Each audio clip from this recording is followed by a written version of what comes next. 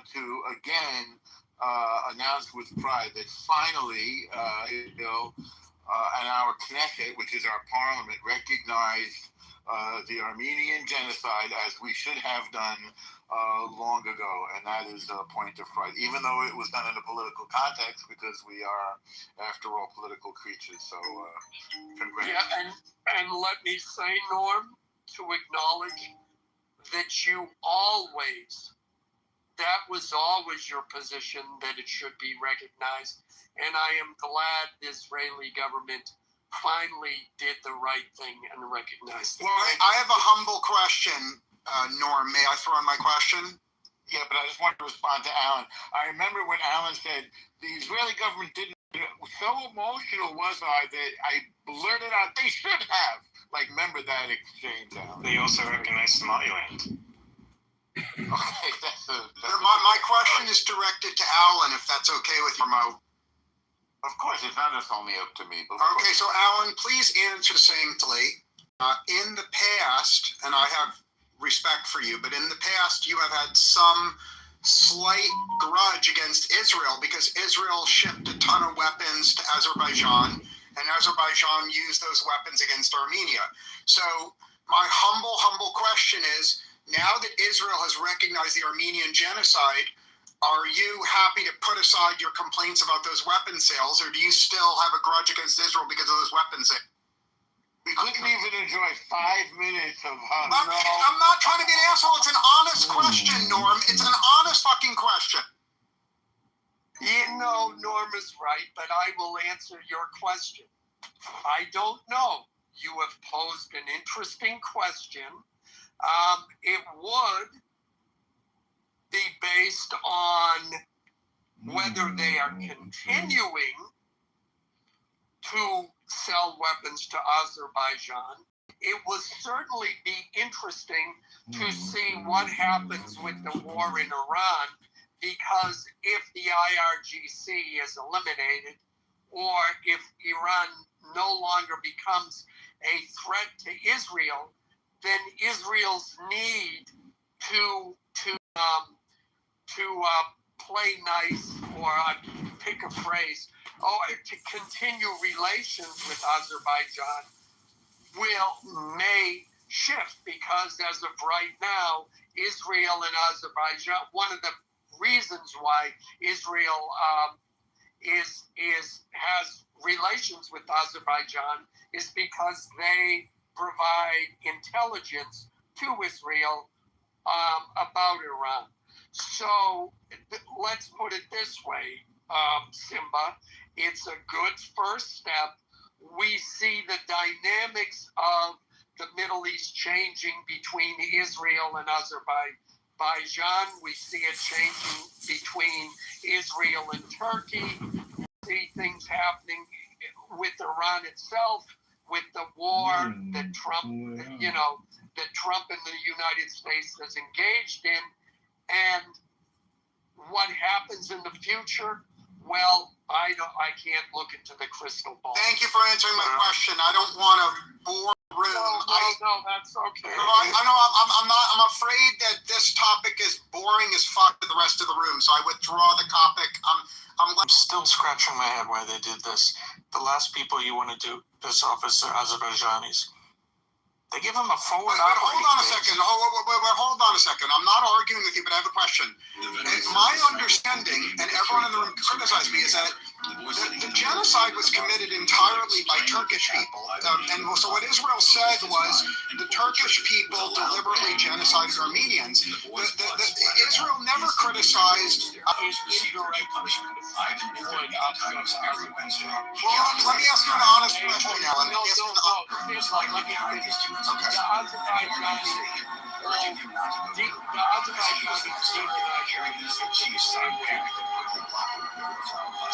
I'm not arguing with you, and I'm happy to change subject, but I just want to be clear. Do you feel that the government of Azerbaijan really has its feelings hurt because Israel acknowledged that Turks killed Armenians? Is that your sincere view?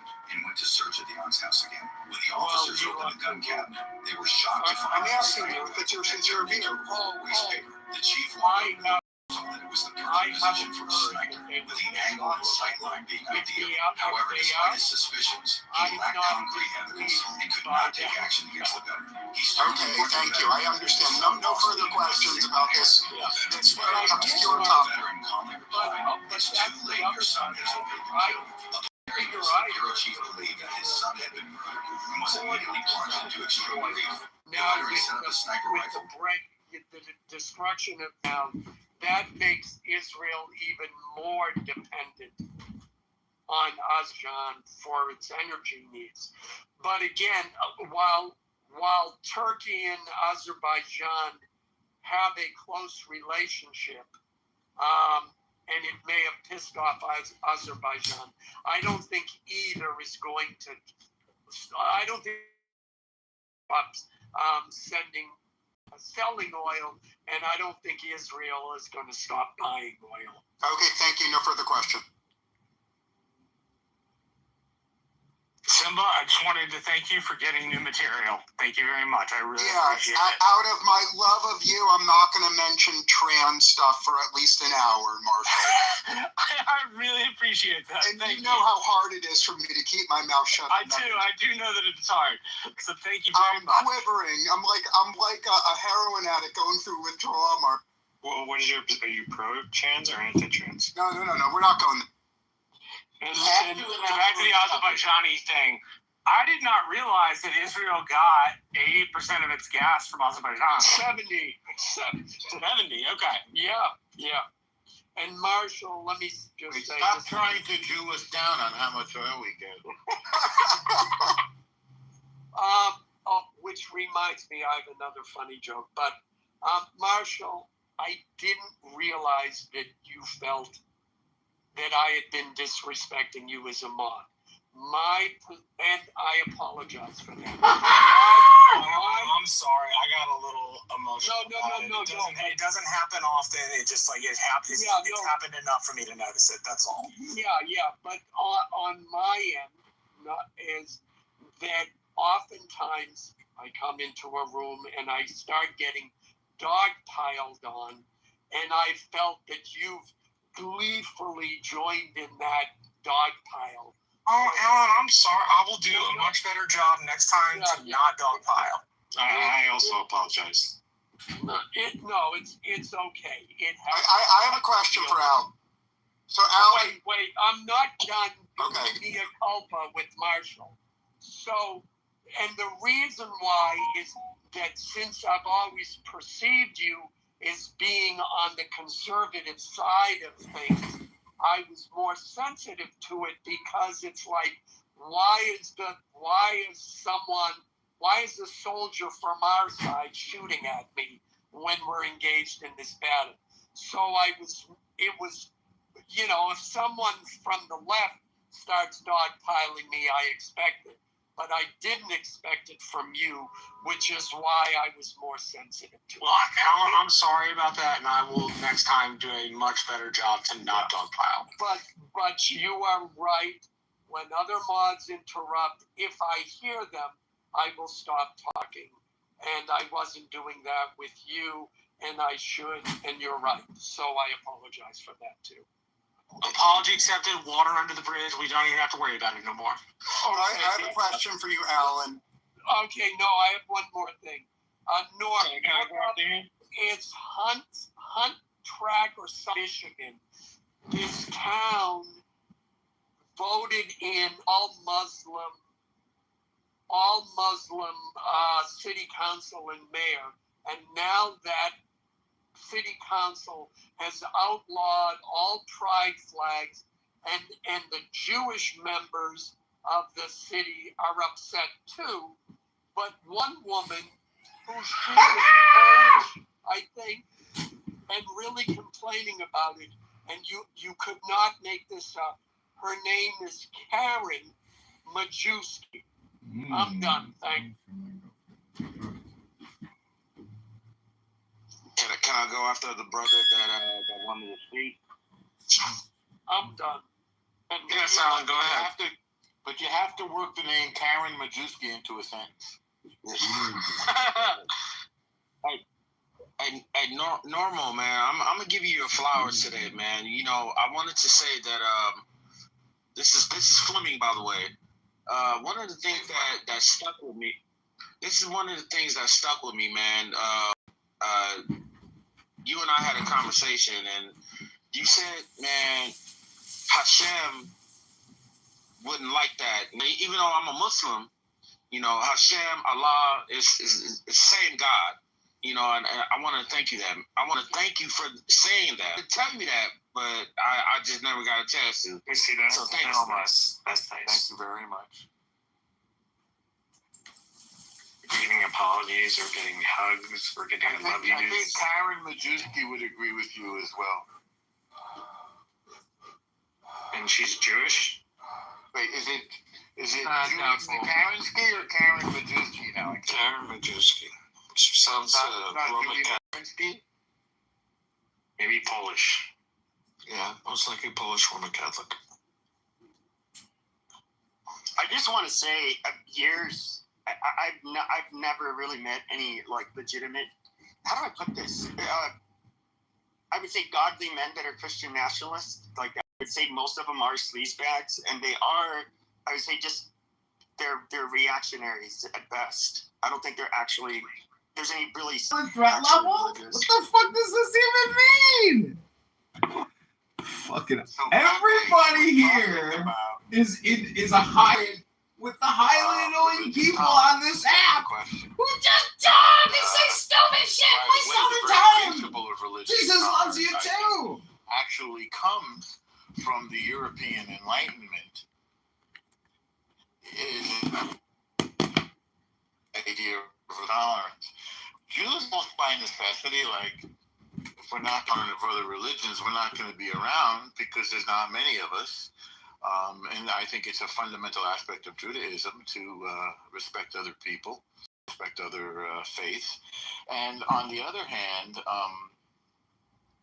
is it also an issue that we are now welcoming cultures into the West who want to use our values to destroy our values? So some of the contradictions.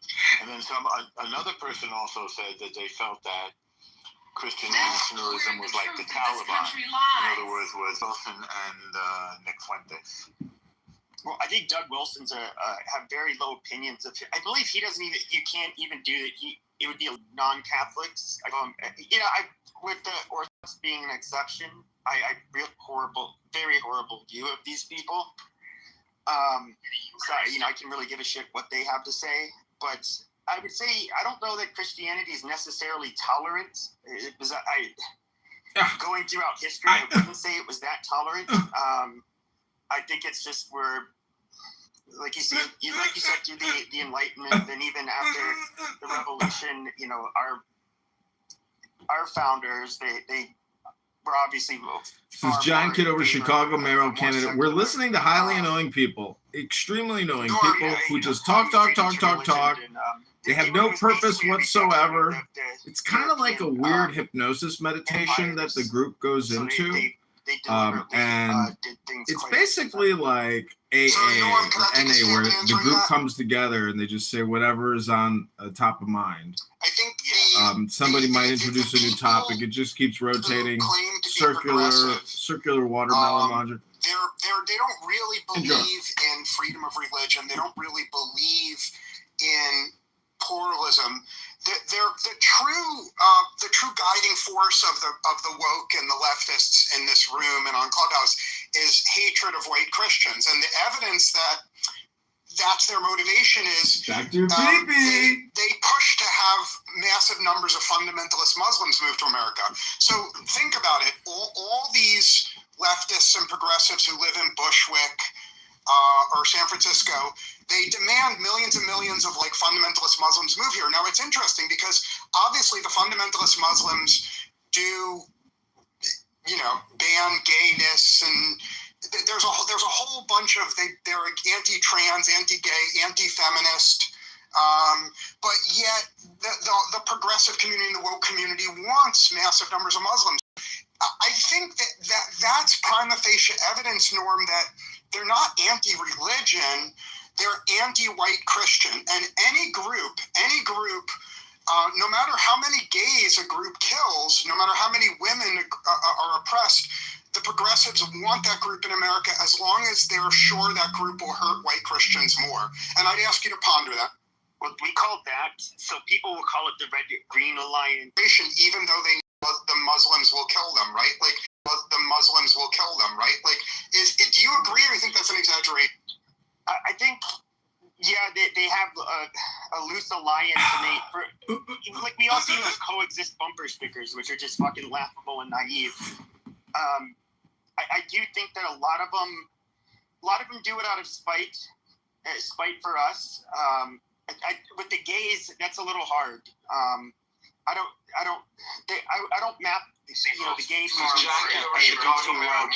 listening to highly annoying people. I think that's more extremely annoying.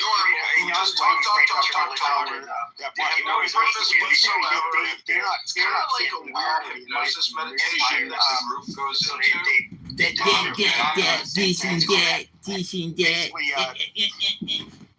Have a bigger piece of the pie. It's just how people and I wouldn't slur the gay community in Europe is different. So, for example, people don't know this, but the leader of the anti-immigration party in Germany is actually a lesbian, and she increasingly in Europe, and I'm happy to hear criticism, I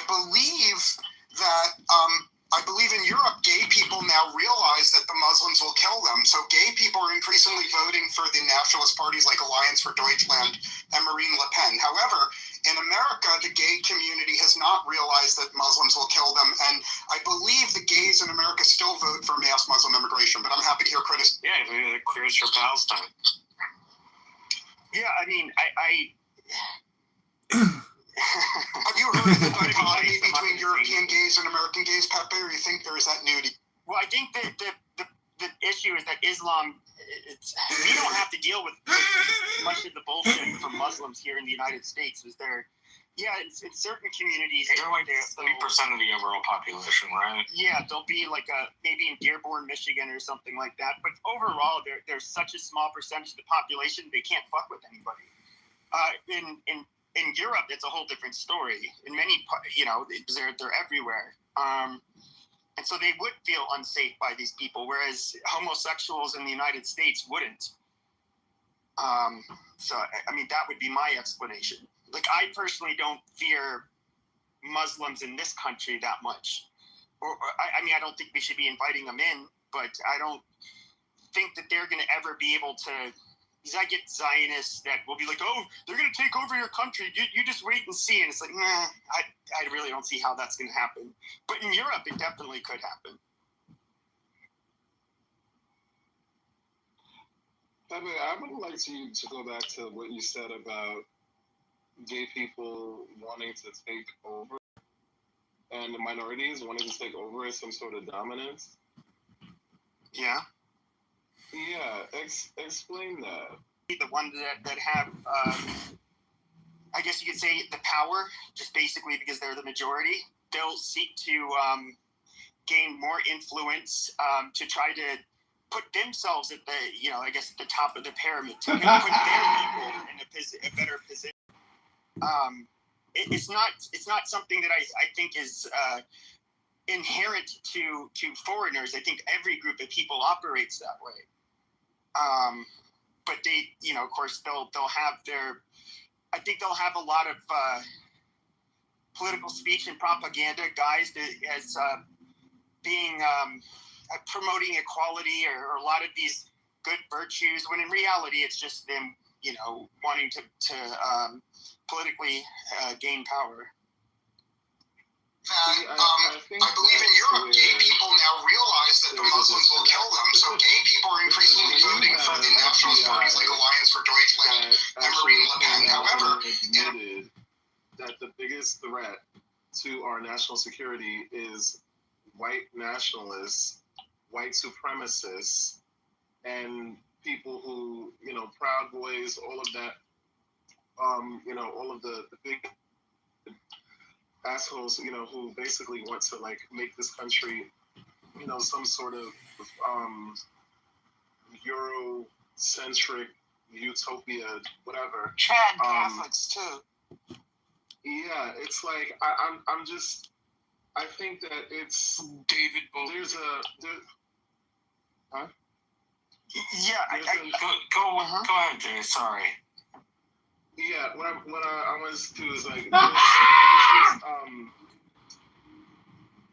there's this narrative that if minorities gain power, then all of a sudden they will, or gain equality, that all of a sudden they will push for power and dominance. And I feel like that is a complete falsehood. It's based on fear and irrationality. And it's really actually a bit of projection because really the people who have pushed for power is heterosexual white men, particularly, and historically, that's just what it is. We're the status quo. I mean, that makes sense. If you're the majority, it's great. The majority has been white, and the majority has been Christian. That is the status quo. That's just like going into Mexico. I expect the hierarchy to be Mexican because they're the status quo in Mexico. But what you're glossing over is how they became the status quo. Because white people or European people of European descent are not the originators of what America was. A lot of people like to gloss over that fact. Oh, we're not. We're not. There were people. No, I mean the original peoples came to the New World between 35 and 33,000 years ago. Yeah, but I'm talking about America, the culture, the country, the system we have. Oh, see, I thought we were talking about settlement. Okay, I'm not talking about the land. You're talking about the East Coast culture. Okay, I'm talking about everything built on top of this land. Clearly had that was because of the barely lost Anglo founders that ended up in pioneers that came here. Nobody denies that part. That's why, despite Australia or New Zealand being so far away, our countries are nearly a spitting image of each other because the founding population was that similar.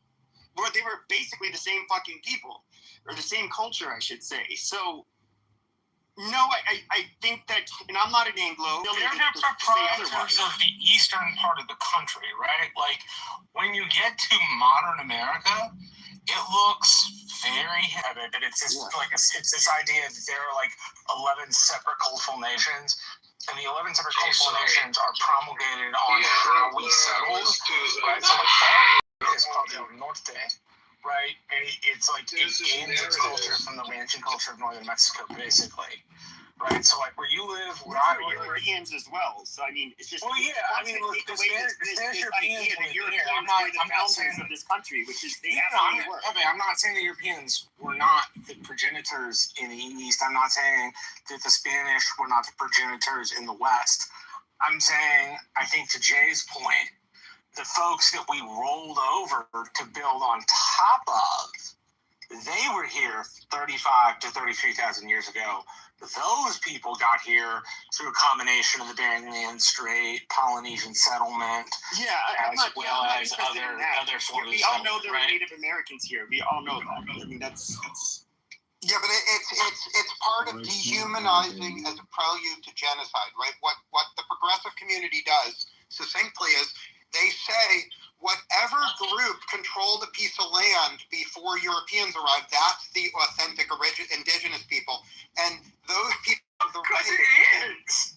I love history. You can't tell the story of modern America without telling the story of the natives that got here 35 to 33,000 years ago.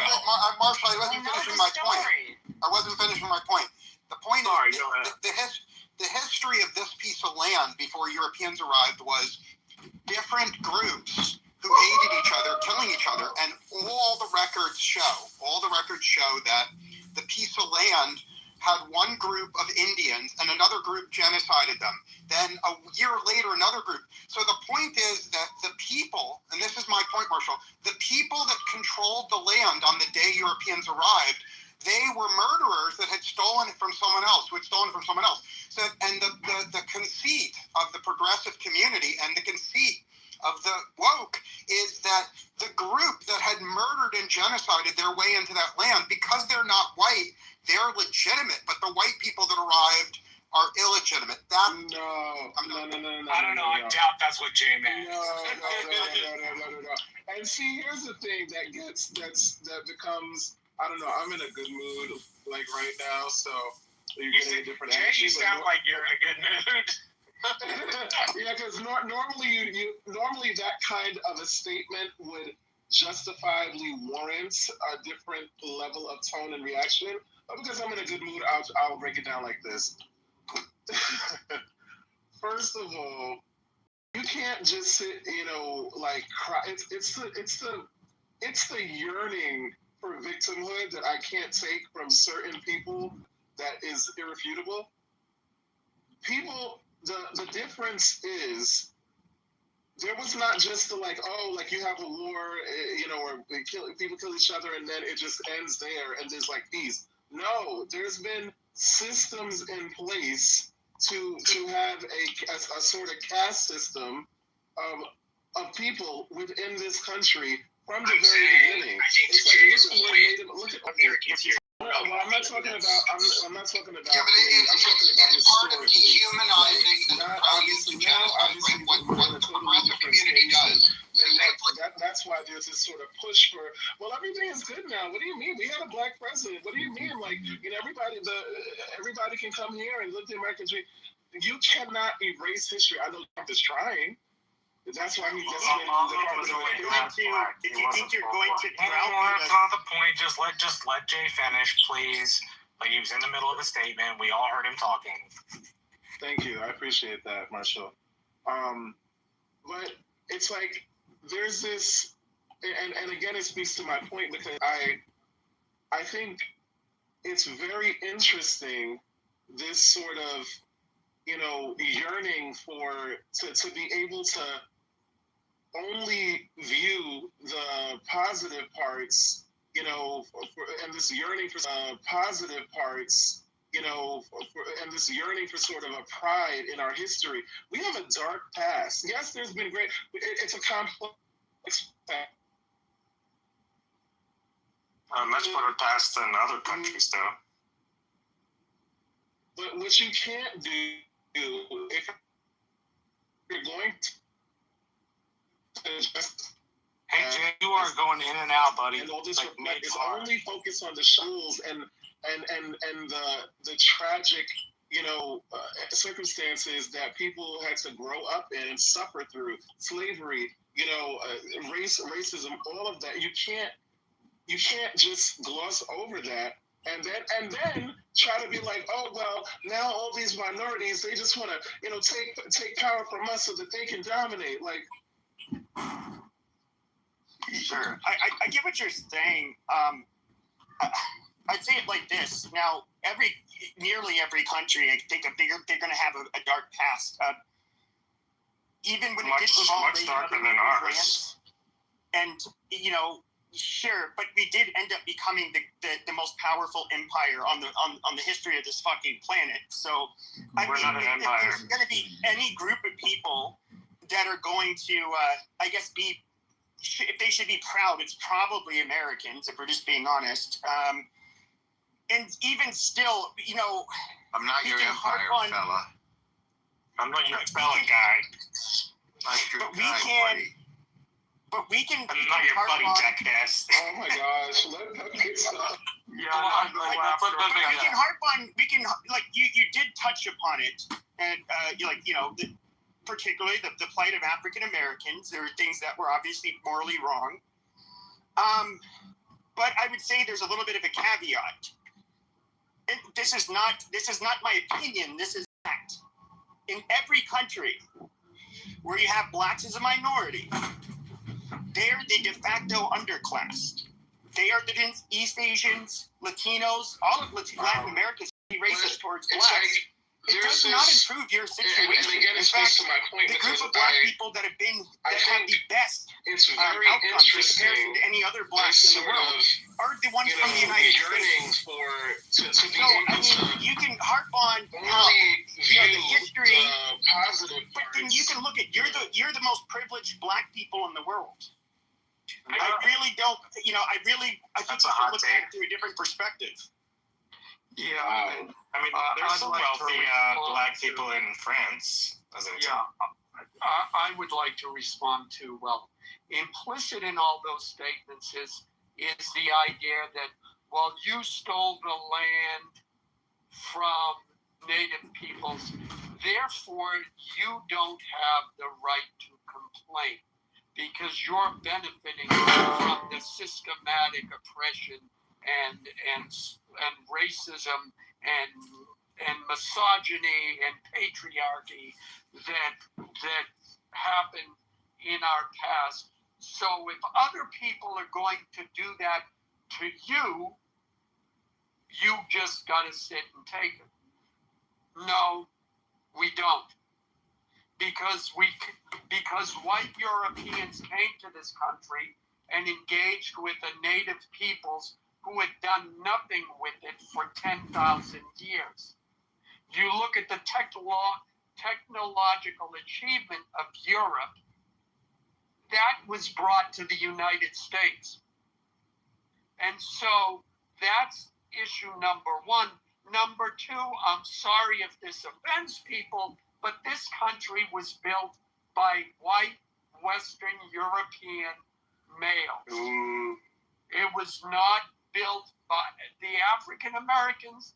They did contribute some, but no, this country was not built on their backs.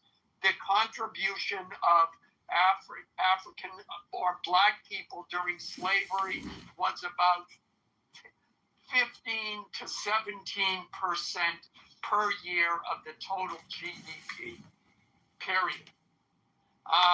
So, yeah, we are going to complain, and we are not going to allow people who use these lefty talking points to tell us, oh, you can't talk because your ancestors were bad, especially since everyone, be they native, be they black, be they immigrants, be they illegal immigrants, be they anything, benefit enormously from the accomplishments of Western white Europeans. So we would like all of those people to sit down, stop complaining, and say thank you to the white man for everything he has done for you. You're goddamn right, brother. So you're saying that black people actually benefited from slavery, is what you're saying? Yeah. They benefit from Where have I heard that before? No, I didn't say they benefited Got that from right, slavery. I said they benefit them old enough to be tired and have zero tolerance of liberal fucks who let a gay man kiss them just because they asked. But that's just me. I mean, you would be homophobic if you didn't kiss them. Wow. I really, it's the white victimization for me. No, like, not you literally. if you get Victim that you benefit from privileges liberal from. No, not liberal bullshit. You have not built anything. You have not. How have you benefited this country? Does everyone get to complain? Yes or no? Yeah, not while I'm fucking talking, jackass. So mic the fuck up. Everybody get to complain? Oh my god. You want to be a victim so bad. No. Where's my little violin? Where's the white people who did it? Which I'm sorry. White man treating you as an equal. No. It's not an equal. The white it's man not an treating equal you at as an all. equal. No, If this is you're not a an man, equal. you understand. You want to be. You want. Equal. No. It's not about complaints. Or shut Not up. about complaints. No, you can shut the fuck up. Don't fucking talk to me like that, bitch. Because we'll derail this whole fucking room. Because you talking to a gay black man that will punch you in the face and then fuck you, bitch.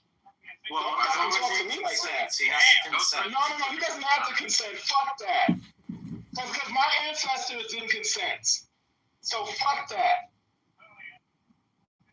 talking to me with that bullshit. Like, you talking to somebody who's educated and smart as fuck even before I was educated. Got skipped in fucking nursery school, and that's a fact.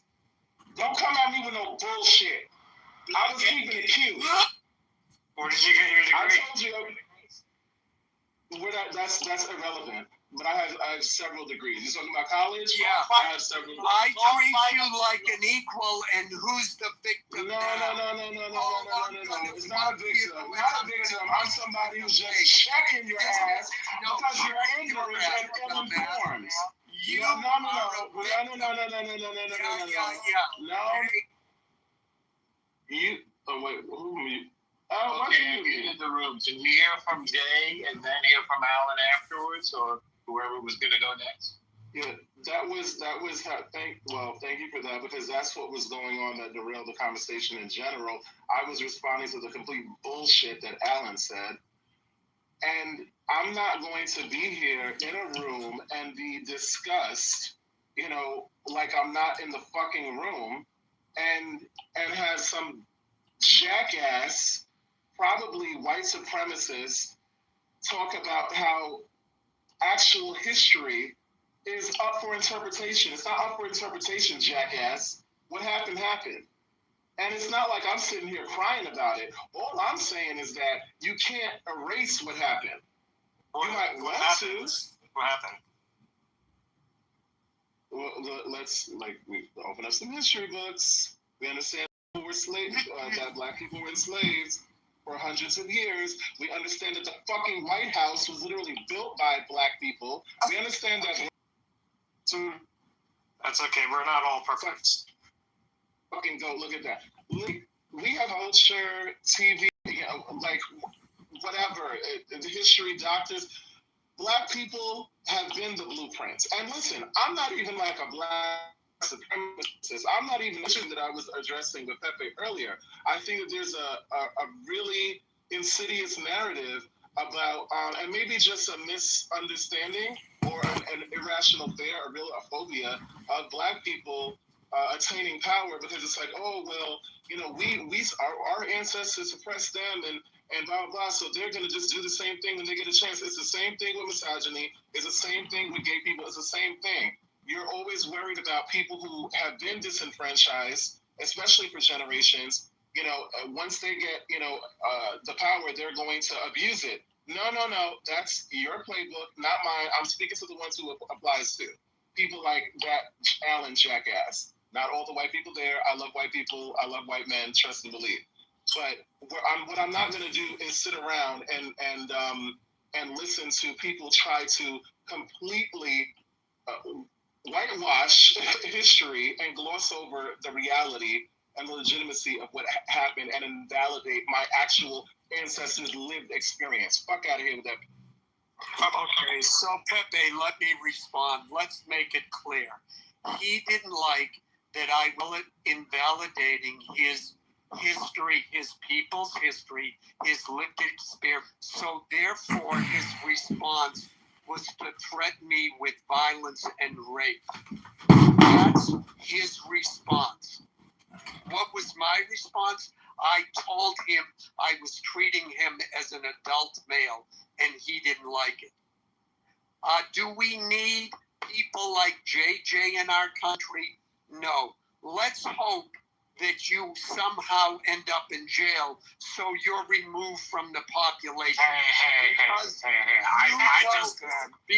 I just walked in the middle of this. I don't care who started the fight, but the fight's ended. Just address the point. Don't address each other. I am addressing. He didn't like what I said, Marshall, so he threatened me with violence and rape. And he's threatened with murder, right? He belongs. If you guys both threaten each other, then it's a wash, and we can just address the subject. I'm saying he needs to be removed from the population and put in jail. Oh, genocide? I don't, again... Yeah, I just walked in the middle of this. Fine. I just need you guys to address the conversation, not each other. And he said to him, you said he threatened you. So now it's a wash. Now it's just talk about the subject, because I just walked back in here. Okay, That's fine. We're done. Okay, who wants to go next? So I just like the substance of what I said to be addressed because I feel like I made some pretty valid points, and we're actually having a pretty productive conversation, particularly like with what I was addressing, the kind of things that Pepe and some other people were saying. A rational fear of like, what can happen, like a slippery slope of, oh, well, if we give them power, then, they're going to oppress. No. What I was going to say was, like, I don't take huero or huerito to be, like, a mean thing. Like, I never took it as a mean thing. My point is, like, I grew up in an area where minorities controlled the government and the levers of power, and, like, far from the minorities taking vengeance upon the Anglos that lived in the Rio Grande Valley, right? Like, we've been treated with respect and decency. So I hear where you're coming from, JJ, because that seems to be, when I get around large groups of white people and this conversation comes up, that tends to be the conversation. Oh, if we give them power, they'll oppress us the way we oppress them. Well, Mexico did invade Texas. I'm talking about other people I've talked to. Yeah. Like, the white KKK guy that shops at Target and fucking rides a bicycle from, like, fucking Toys R Us in the 1980s? Honestly, people I went to college with. God damn it. That's ridiculous. No one believes that in like any serious monochrome. Like on Clubhouse, that shit would raid. Like we have this whole, like, all these sides have these mysticisms about this shit, and it doesn't there. JJ, hate to tell you this, black people did not build the entirety of the White House. They contributed, yes, just like the whole country. You didn't fucking build the whole country. It wasn't built off the backs of black people. There was a great proportion that was significant that helped establish the country, but like this whole hyperbolic thing is there. White people are not afraid of being slaves. The Hebrew Israelites are not going. No one's in the major. And it was 15. And no one's going to give one hates gay. Nobody really hates kids that much. Well, I take that back. There are some people that hate fucking kids, but overall, like, that shit's on Clubhouse, and it's just hyperbolic. If you're going to have a serious discussion, Marshall, there's no way in hell anybody's afraid. If we were, the fucking Hispanic people would be ruling us today. So it was an anecdotal perspective from, like, one interaction I had at one time. Go on, Pepe. So, regarding look, it's not African Americans that are going to outnumber, and in my estimation, my personal opinion, they will never. First of all, they're too small of a population to even be dominant over us. But the people that are coming in are predominantly non-black people. Those are basically the people I was referring to. You have Indians, which I think are going to be very tribal. You can say that you're starting to see some with them, and them kind of favoriting each other in different industries, that kind of shit. But with black people, I do not see you guys being elevated to any dominant positions in the United States. So black people are not my worry when I was talking about, like, the tribalism that you see between different groups. Oh, he had one that become president. Yeah, but he's voted for it by the majority, so. Yeah, I on that day. Like that shit, like, literally, where do black people that get modicums of successes and reach the upper middle class go to? They go into sections where they don't want to be around the poor. They don't go back and rebuild homes. They don't go back and rebuild infrastructure. They talk about it, but they never actually fucking do it. And to be honest with you, the poor in the one area, they don't want to talk to the other poor in the other area. So, like, this idea of a universal economic system that'll be prevailed upon by only black people is just more like fucking, I don't know. Like, get a better trope. Like, I mean, even Hollywood isn't making a movie on this shit. So, Jay, I'm curious if you agree with this. Is it a class thing more than a race thing, you think? There's that minority piece you were talking about, but there seems to be this class thing where people are like, well, I don't want to live around people that are poor, quote unquote. Right? Yes, that, like, takes into account minorities, but one of the critiques I have heard from friends of mine who are progressively left is not a racial critique, it's a class critique. I'm curious kind of what you think of the class critique. Well, here's the thing. I think that that speaks to this, especially because, and maybe just because I listen, I think a lot of us probably who are pretty politically, and socially like aware, well, some of us to different degrees than others, but I hear a lot of this narrative on the right about trying to separate those things as if they're not intertwined. You know what I mean? They seem to be. Yeah, because the reality is that we can't. Generational wealth is a thing. Black people, Black Americans, were not afforded the ability to accumulate that to the same degree as their white counterparts, obviously, because of slavery and history, whatever. Jim Crow, so forth. So, why do you mean Asians then? Didn't they get their Asians in a goal?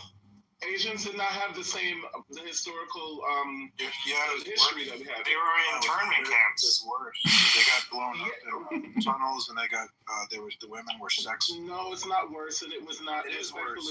No, it's not worse. They were put in camps. What are you talking about? This is why people have black fatigue. They were putting. No, it's not black fatigue. They weren't oppressed for 400 fucking years. Obviously, people go through. There's a difference.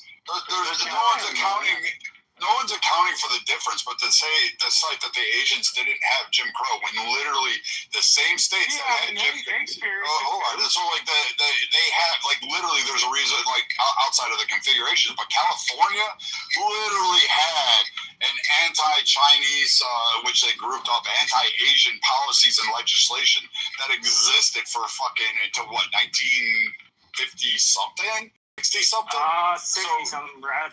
Yeah, 60-something. So, it was, 1950 before they were able to even fucking marry a white woman? Bruce Lee wasn't even allowed to get an acting job in Hollywood in the fucking... Even the Italians in New York, they had to separate themselves. Fuck the Guidos. No wasps allowed. Yeah, fuck the Italians. That's not nice. They gave us pizza. That's the only claim they get. I just don't understand. They gave us pizza and Caesar. It's like the Asians can be successful. You mean Caesar dressing? No, I mean Julius Caesar. Why would I be talking about Caesar dressing? I think it's because of weak. Because we brought up food. You guys are over talking people. Asians have better fathers. It's the weak black fathers. Not like history or something. Well, that's kind of racist. Wow. Okay. Well, then I'm racist. It's not kind of racist. You just gotta love the casual racism, at 5 o'clock in the afternoon. But when we go into these, actually black, right? There's a lot of black people on this app, and they undoubtedly the biggest intra-community discussion is the two-parent household question, and then liking to talk trash about the opposite sex within the black community as well. But that's not something that amongst black people that's probably going to be the number one. What they would attribute as being the number one cause for some of the poor outcomes in the black community. So I don't think that's necessarily racist. Whoever's but again, this is the problem when we look at, and to me, it speaks to maybe just a lack of making very simple connections, or maybe a willingness or a desire to put, 1 and 1 together, 2 and 2 together. Why were black fathers out of the households? Because many of them were in prisons. Why were many of them? No, not prior to. You're talking about the social expansion programs. I thought it was the deindustrialization in particular, where a lot of people from the South, white and black, moved up to the Midwest, and they had jobs that could pay for a family, and those jobs went away. A lot of hardships, and they ended up facing a lot of them. And then there's maybe some social policies that were not the best, like the only allowing the women to stay in Section 8 and so forth, that kind of shit. But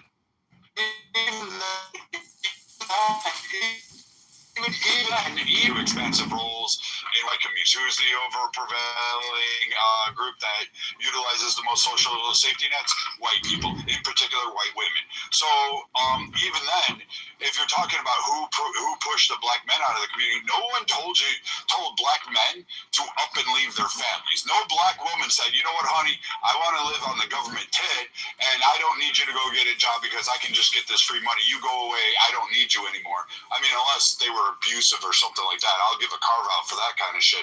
But really, a majority, black women weren't telling black fathers to get the hell out of the household in any kind of facet.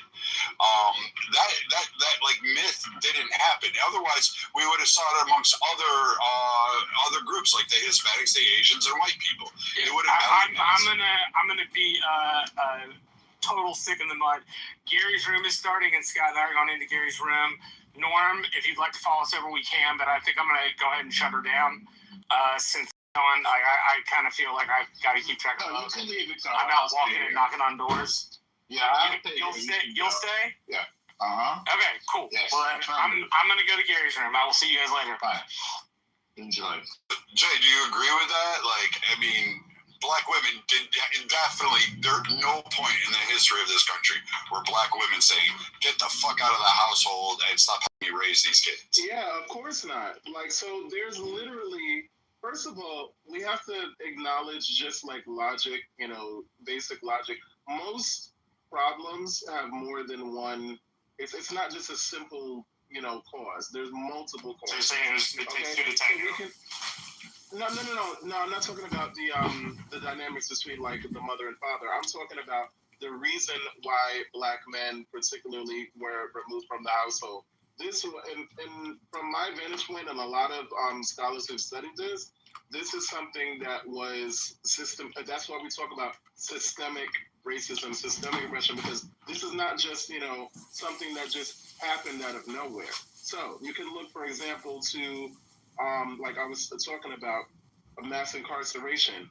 Beginning in 1970, black men, there was the war on drugs. That's like kind of what it was, called. Black men were basically arrested at much higher rates than other groups, often for minor and non-violent offenses. So basically, obviously, when the father goes to jail, he's removed from the home, and there's a criminal record. So it's like a two-part thing. Okay, so we can take that, but Jay, stop there for a second. What was the percentage of the black male population that occurred to in what given sect of time during the USA? Is that pre-1960 civil rights? Is that post the second civil rights or the first civil rights? Are you equating it throughout the entire history, or are you citing this because the social advance programs didn't occur until much later past the second civil rights passage? Right, the war on drugs is like the 1980s, right? 70s and 80s. Okay, so if you're targeting the 70s and 80s, yes, I would agree. Black men were actually prosecuted and jailed at a much more higher rate than white people. But the overall percentage did not equate to the lineup. In fact, I think it actually equates to 5% of single black households that solely relied on a woman raising the kids alone and receiving government assistance. Those numbers don't equate, is what I'm saying. The math doesn't math up. The same law that would put a black man in jail also applies to white men too. I mean, it wasn't like black people only law. Okay, that's a different. That's a whole different thread. Because we can't be obtuse. Laws are only as good as the people who are willing to equally enforce them. Like, a law doesn't mean shit unless you enforce it. It might as well just be just a random compilation of words. We just can't, because and that's what I think when you see black people getting angry about this kind of stuff, it's because there's a persistent gaslighting that seems to happen. I'm not saying that that's the intention, but it's like, dude, these things have been studied. They have been passed down from personal accounts, witnesses, people who live there, documented interviews, things, statistics, all of these things. We're not making this shit up, you know? And so it's not like, it's not, and if anything, that's why it's so frustrating when you talk about black people, you know, what they don't do as well as it. The fact that we do have black millionaires, black successful businesses. Look at Black Wall Street. That was attacked and everything by the people at that time. We have fucking black excellence on so many levels, despite. And because there's a lot of hyperbolic or really reaching on this. Again, when we look at the raw data, like I could cite a period in time from the 1920s to the 1940s. Where white men were the actual largest group per capita, percentile-wise, etc. All the way, they left their homes much more frequently than other ones, and they did that despite receiving government assistance, mostly due to economic collapses, Great Depression, the Midwest, what do they call it, Dust Bowl, that shit. They absolutely left and abandoned their families because they were just waffles. But overall, like we can say that the inclinations are more along the lines of, hey, no one actually pushed that narrative.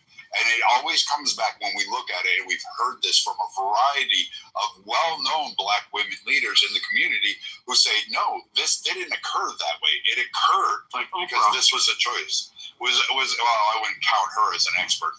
But I would say that these various leaders would often cite that, hey, yes, it's a nice coverall, but it doesn't actually equate to the problem, and the stats don't back up that narrative. Let me ask you, what's the number one cause of divorce in most marriages? Infidelity.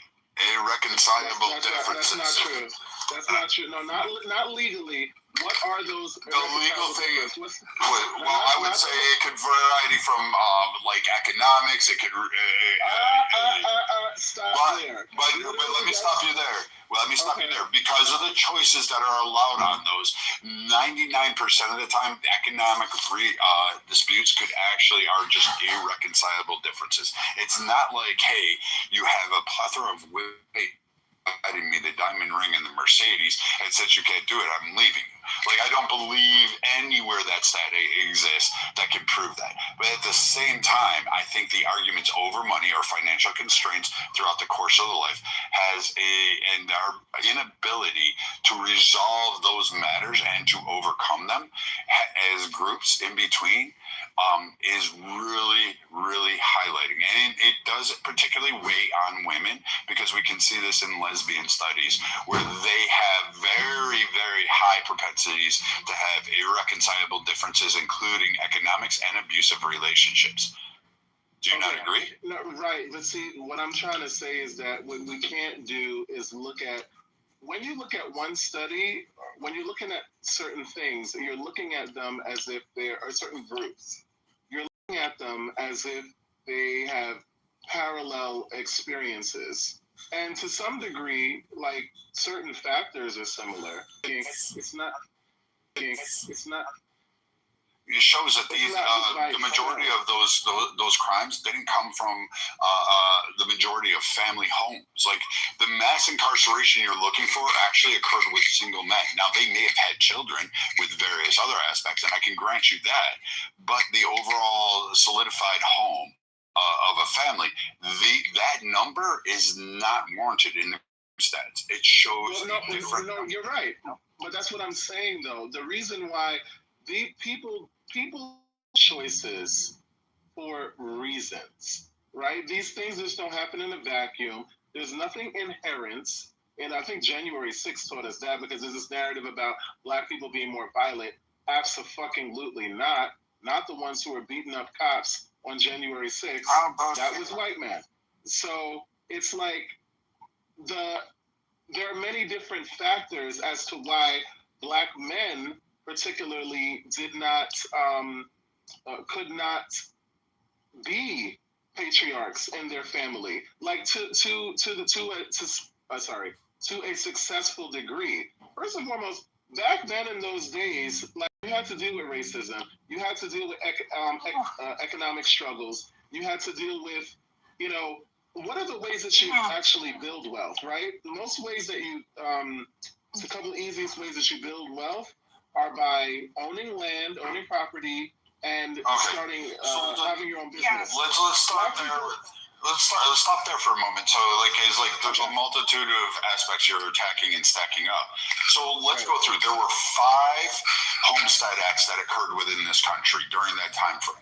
And if you actually start to really go down, and the last homestead act claim was like 1989 for a guy in or 87. I'm sorry, I lied. 87. It was 30 acres in Alaska. He got it. He's a Vietnam War vet. 30 acres and a mule. No, it was 30 acres he claimed in Alaska, and he was the last petition to file it. And the reason they closed the program is because no one filed for it. It was absolutely done. But when we look at the homestead grants that were actually granted, do you know that the vast majority of those, including for white people, the only group actually did really well on the land grants was actually Hispanic people, oddly enough. The overwhelming by second generation, those land grants were gone because 90% of them were abandoned. Like the kids didn't want it. They sold it off. They sold it to conglomerates, multiple bigger areas, or they allowed the state because they didn't want to pay the estate tax or the taxes due on the property because of various reasons. There's also, some other environmental disasters that occurred, like the Dust Bowl. These areas that occurred and having this just shows that those grants, despite the parents raising their family, living on the land, they didn't. They chose economic opportunities more closest to urban areas, which is why those land grants actually failed. And that Homestead Act overall generally were a good idea, I guess, if you were going to do an expansionist kind of viewpoint. But overall, the one.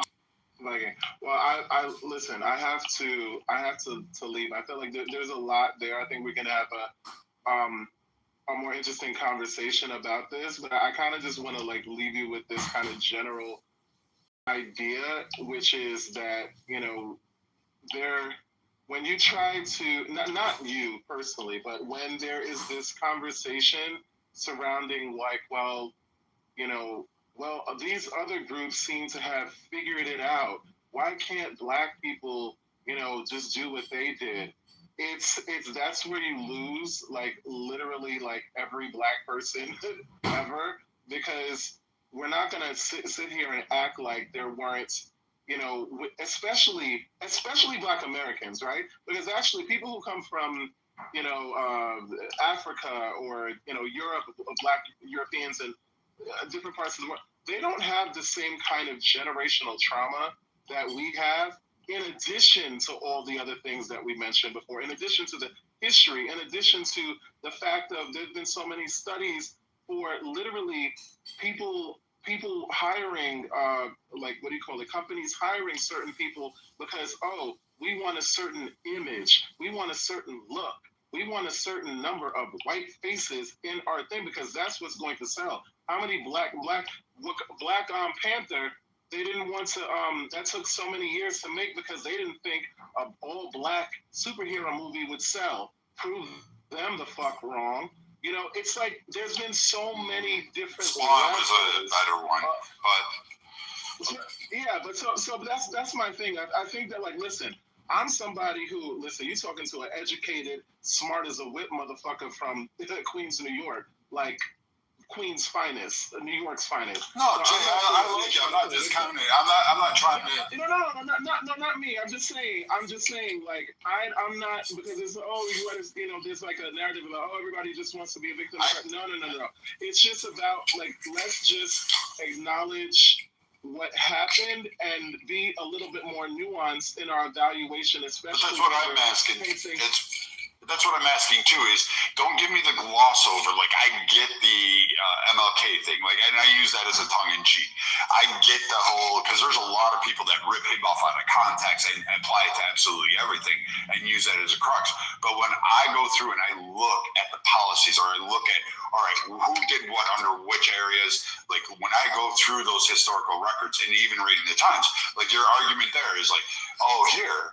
the generations didn't do it, but yet the people that came out of that grade, even still suffering in the Jim Crow era, that actually started to build generational wealth through land acquisitions, through financial means, and had that. Yes, they faced racism. Yes, they faced. I give you all of that. Wow, those groups still succeeded till their generation came out who said, "Screw this! I'm taking the money and running." And that was it. And it didn't just occur in Black communities. Maybe because Black people are a minority that it gets hyper focused on, but it happened in the vast majority of white communities too. So when we look at these two demographics side by side, you see very similar slopes of like removal from opportunities for generational wealth, despite their families actually providing that narrative. And affecting their developing minds, I agree, that's a serious problem. So, should we support a social ban for children, or should we say it's mom and dad's responsibility, not the government's? We don't need a nanny government. I'm going to start opening it up to folks on the stage to speak in the order in which I see them. And are you interested in commenting on this one? If Alan doesn't answer, folks, for those who don't know, he is running a small retail business, and he's probably with a customer. And so actually, when Alan cannot come to the microphone, I'm happy, believe it or not, because it means he's hopefully making moolah shmoolah, and that's important, because we don't want to just, as much as I want people to be involved in what we're doing, taking care of business comes first, right? So we'll go to Scott, followed by Marshall. Okay. Here we go. Yeah, I mean, look, I don't have a ton to say other than, I mean, of course, the number one advocate for this policy of social media banning and this sort of stuff is Jonathan Haidt, right? I mean, he's an NYU psychologist who wrote the book The Anxious Generation. He focuses on the rates of anxiety and other mental health problems that are increasing in this teenage generation. He links this to emergence of social media, decline in exploratory play. He wants to go further than social media. He wants an entire smartphone, right? So, I mean, you can Google Jonathan Haidt. He's been pretty articulate and stuff.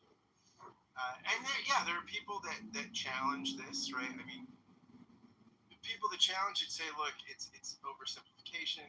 Social media helps as many people as it hurts. For people that are marginalized communities and like LGBTQ plus, other groups, people on the spectrum, it can be quite helpful. That also, how will you enforce it? And it's going to create this two-tier system, kids with it, without it. So, I don't know, Gary. I think that this is worth public debate. It's worth a lot of public debate. And I think that the answer will probably not be a simple one. So we ought to debate it one day. I don't think. I mean, prohibition is a one instrument. And maybe that's what we need. But the problem is with a one instrument. It doesn't take it into consideration what we want. There you go. That's all I got. So how do we do that? How do we protect the children, but do it in a way where you don't take away their ability to use social media for positive reasons? The nuance to which you refer. How do you do that? That's a great question. Very hard. I mean, I don't know, Gary. I mean, this is the problem, right? Jonathan is the extreme. You know, I would, for those who are interested in the topic, I mean, Google hates stuff. You know, and also you'll come up with people. I came up with an article today. The answer on what we should do instead. She offers more parental interaction, more sort of, and it's some of the stuff you said, more technological awareness at an early age. So, I mean, this is one of the things that requires robust debate. So, I'm tempted to kind of weigh in on one side or the other. I'm not going to do that because I don't know the answer. I don't know. But I mean, I do know that further vigorous conversation is going to. You know, it occurs to me, Scott, that even the most mundane unobtrusive approaches to this become controversial. So, for example, we have seen on the local level, and this is something that can be easily done and doesn't affect the social media platforms themselves, saying that the children cannot use or bring phones into the classroom because it's distracting. And I don't think that's such an onerous thing for a school district or a school to impose upon the children. But then you get pushback from parents who say, well, what if there's an emergency? What if there's an emergency? And I'm thinking, when I hear this, how the hell did I survive 12 years of education? Well, actually 13 if you include kindergarten, if you want to consider that, without a cell phone. What did I do if there was an emergency? What did my parents do if there was an emergency? How did we manage? But even something as unobtrusive as that gets pushback. Now, you expect the pushback from the children, but what I find kind of astounding, Scott, is a pushback from the parents.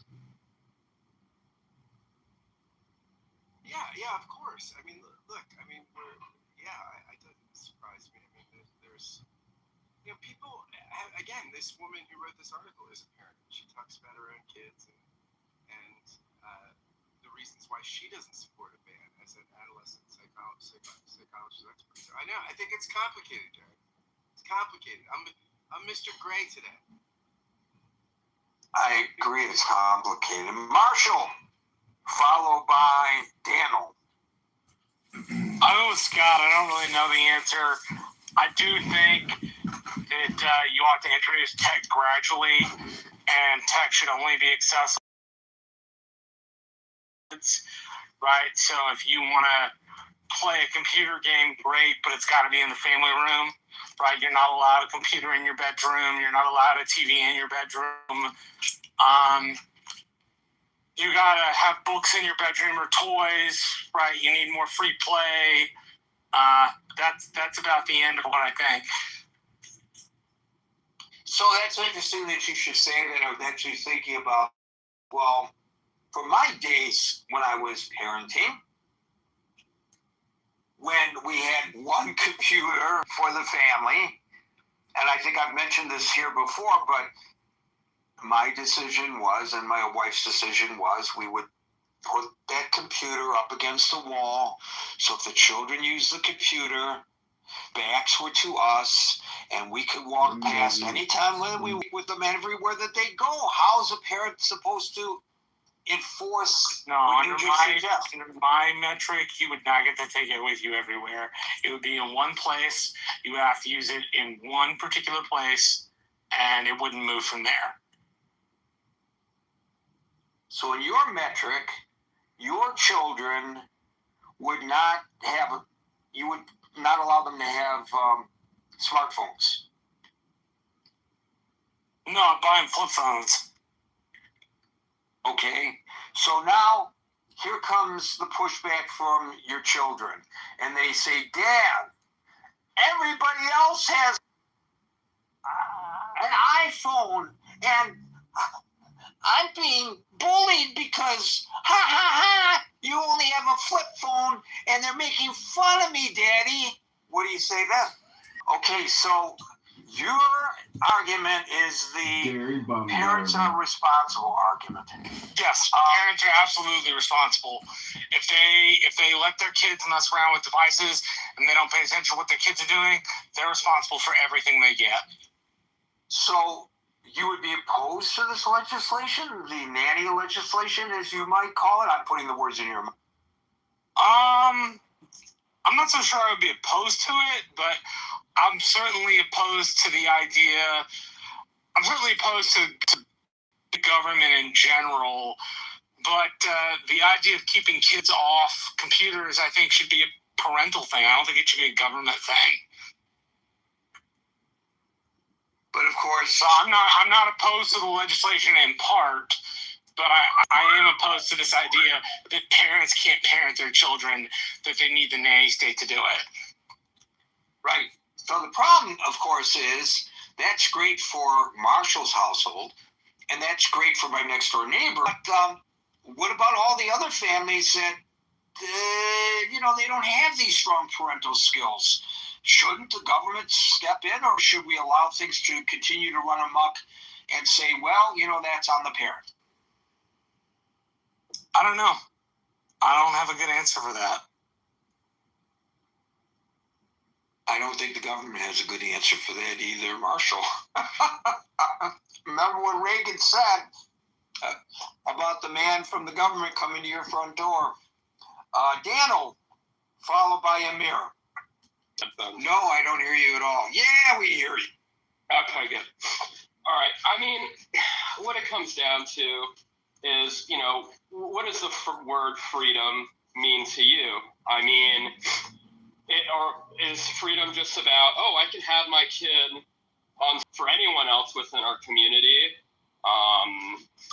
I think my kids have the freedom to potentially get groomed, lose their attention span to content, have higher rates of depression, become socially stupid. One great example is in France, the beautiful country of France. They have to teach empathy classes for the toddlers. The toddlers are stunted. But Dune talks about, I think we need to unplug the whole fucking internet. We need a Butlerian revolution. Just fuck it. Get rid of the whole internet. Politics would be fixed. Dating would be fixed. So many problems that we're dealing with now would be fixed. Mental health would be fixed. All from the fucking internet. Pull the plug on the internet. It sounds like a great concept, maybe, except for the fact that it would kill this forum. And what would we do, ladies and gentlemen? We'd have to. What would we do without the critical thinking? We all come to your home, Yeah, we meet up at bars and places in person and be able to smell and touch each other again. It's a great concept, but you don't believe it's going to ever happen or could happen. No, I don't think it will. I think it's going to, centuries from now, it will be the death knell of all humanity. But, what can you fucking do? It's just like the nuclear bomb, bad idea, but can't do shit about it.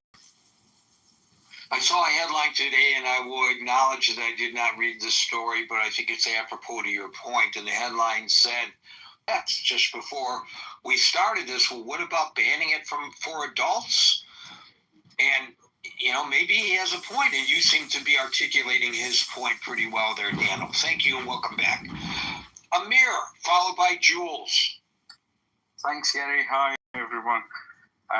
Yes, it's obviously a very difficult issue, topic, and I don't have, nobody has all the answers, but I think I have part of the answer, and I think that part of the answer is about digital savviness, and that comes through education. I actually think that digital savvy sort of curriculum framework that would kind of provide a kind of a structured pathway to sort of equip children with kind of not just the standard functional ICT, but also understand what they're facing, what the dangers are, what the critical data is, how has this thing has evolved, what are the safeties in terms of online safety skills, and how students or people can transition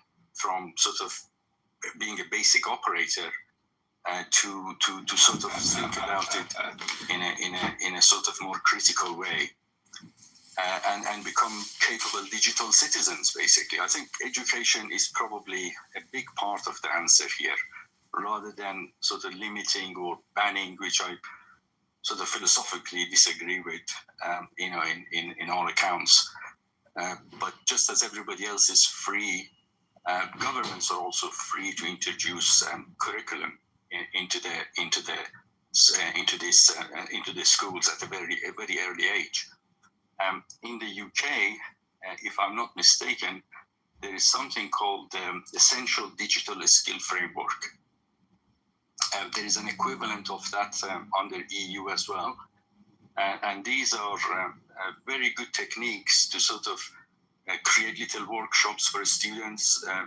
They're not well established, I must say. Some schools doing that, especially private schools, but it's not a very established. But it's definitely some steps are being taken towards that, and I think ultimately that's where we're going to end up, because it's definitely necessary. Things like this YouTube, quick YouTube that you mentioned, or TikTok. There are many studies now that they've proved them to be extremely detrimental to the mentally, just because by flipping through, you are actually training your mind not to concentrate, and you lose this lack of concentration, which you're going to need for just about anything that you want to do seriously in life, whether it's education or your work. So this kind of trains your mind away from that, and these things need to be sort of highlighted. And the best way you can do that is to do it at an early age in a classroom, create little groups like a workshop, ask the students themselves to actually do research online in front of the computers in the class, find out what the actual issues are, and the best way is to actually educate them. I think education. That's one of the prime ministers here a long time ago said. I forget who he was, but I think that is probably one of the best solutions to this very, very important problem. Thank you for that, Amir. So as you spoke, I did a little further research. According to CBS News, approximately 24% of suicide deaths among children ages 10 to 19 due to harmful content or addiction. The CDC has published a long-term study which tracked kids from the ages of 9 to 14. I'm reading this on the NPR site. It found that children who develop addictions to social media or mobile phones are significantly more likely to report suicidal thoughts and behaviors. One lesson from the National Institutes of Health. An analysis of 9 international studies by the National Institutes of Health finds a clear independent association between heavy social media / internet use and increased suicide attempts in young people. These are very chilling results that are being reported by these various credible institutions. Thank you, Amir. Can I add one? Yes, Amir. One other thing, Gary, and that is limitation. Obviously, is important. I mean, I talked about we talked about sort of banning, but you can avoid banning, but you can basically limit. I totally agree with what Marshall said about not having the mobile. This is exactly what we did with our son. He could have it, just basically he could have his console, his mobile phone, his gaming, everything he wanted to do. It had to be in the playroom, and that would be right next to us where we were sitting, so we could see what he's doing. And he was never allowed to take the mobile phone or the console into his bedroom. When he went to the bedroom, it was basically books, or either books or just go to sleep. That's it. So that limitation is very different to banning. And one other comment about the addiction. Addiction is not just about children, as I think you mentioned already. I got involved with a game that my son was playing. It's Clash of Clans. I think some people may know that. And this was about 10 years ago, maybe. Now, I just went in there anonymously because I just wanted to make sure that nothing is happening there, like grooming or anything like that. And of course, a few years later, he left the clan, and I'm still in there. I must say I have a pretty decent war base, though, but it just goes to show that addiction is not just for children, and you can actually get hooked on it too. Thank you, Amir. My recommendation is don't allow yourself to be addicted to anything else on the internet except for the Critical Thinking Forum. Jules, followed by Brian. How you doing, guys? I'm going to start off just agreeing with Marshall. Let parents be parents.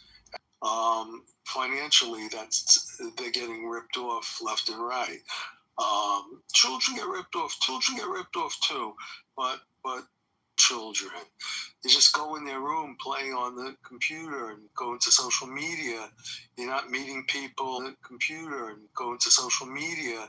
You're not meeting people. It's just very harmful. There's really no education system. People don't read at the correct reading level. They don't know how to do math.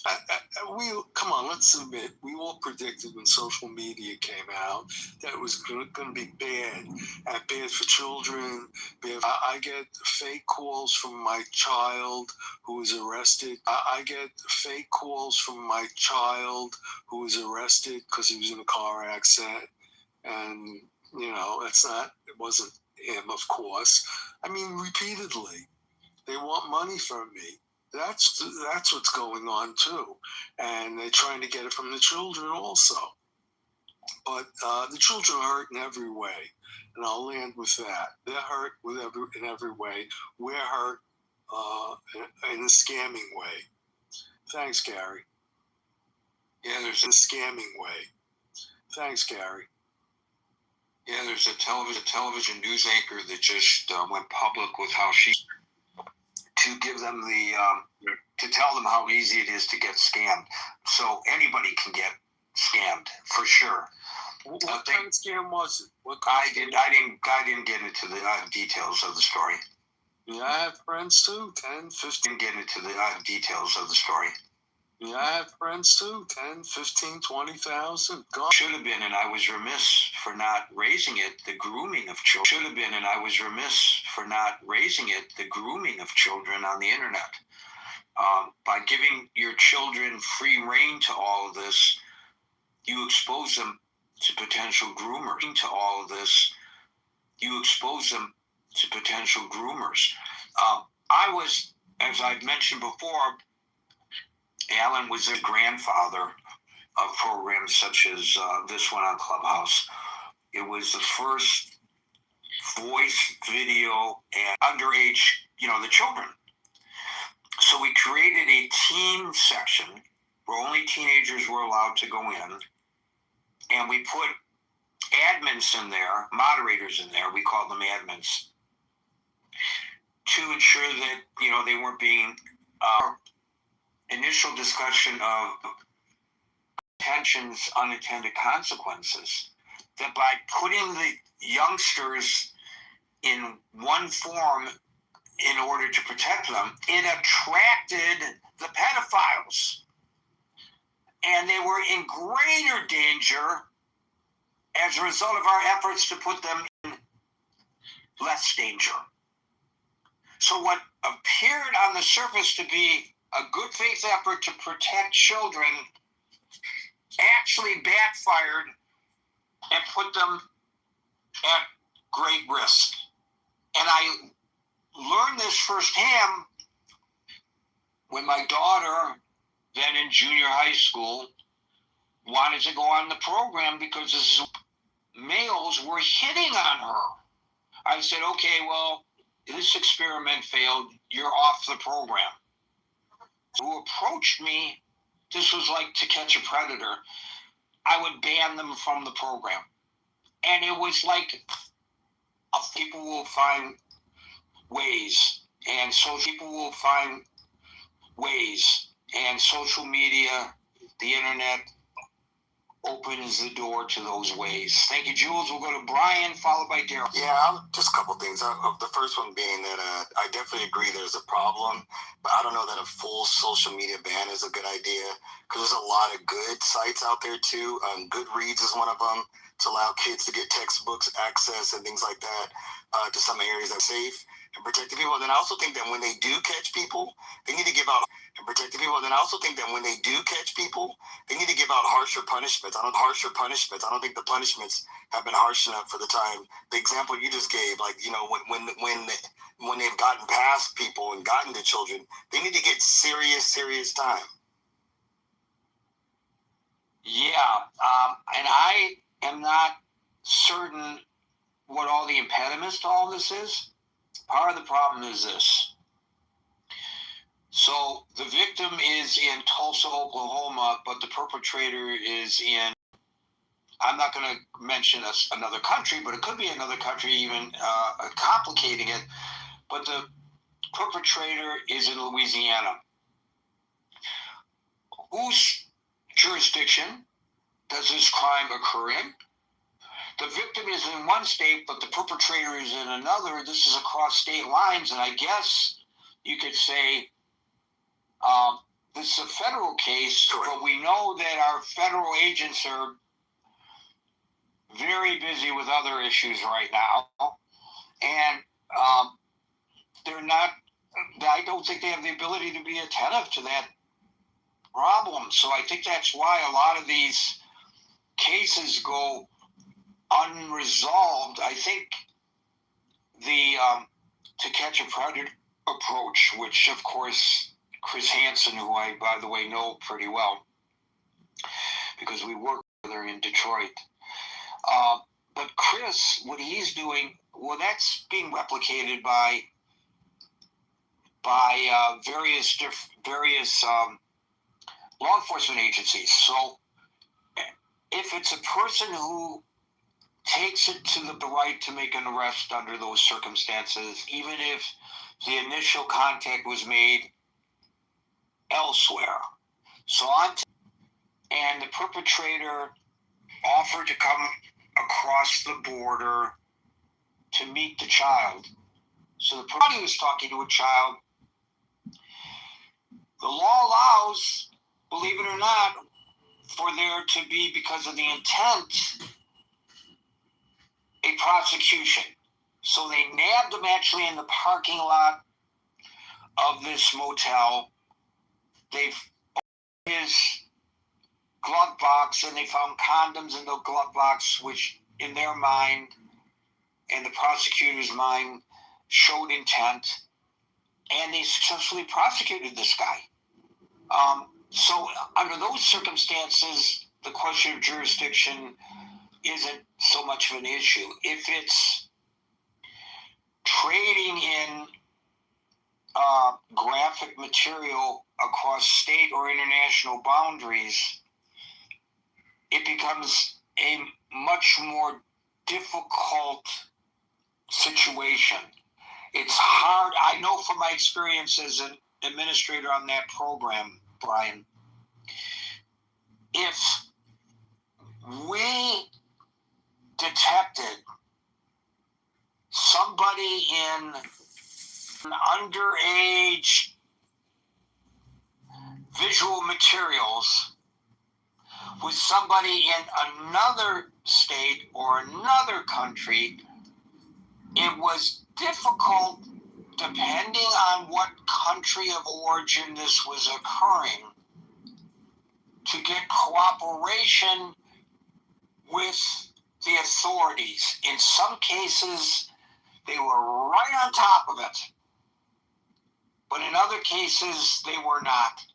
And I would talk to law enforcement in my capacity, and they would say, "Sir, we appreciate your concern and we don't disagree with you, but ...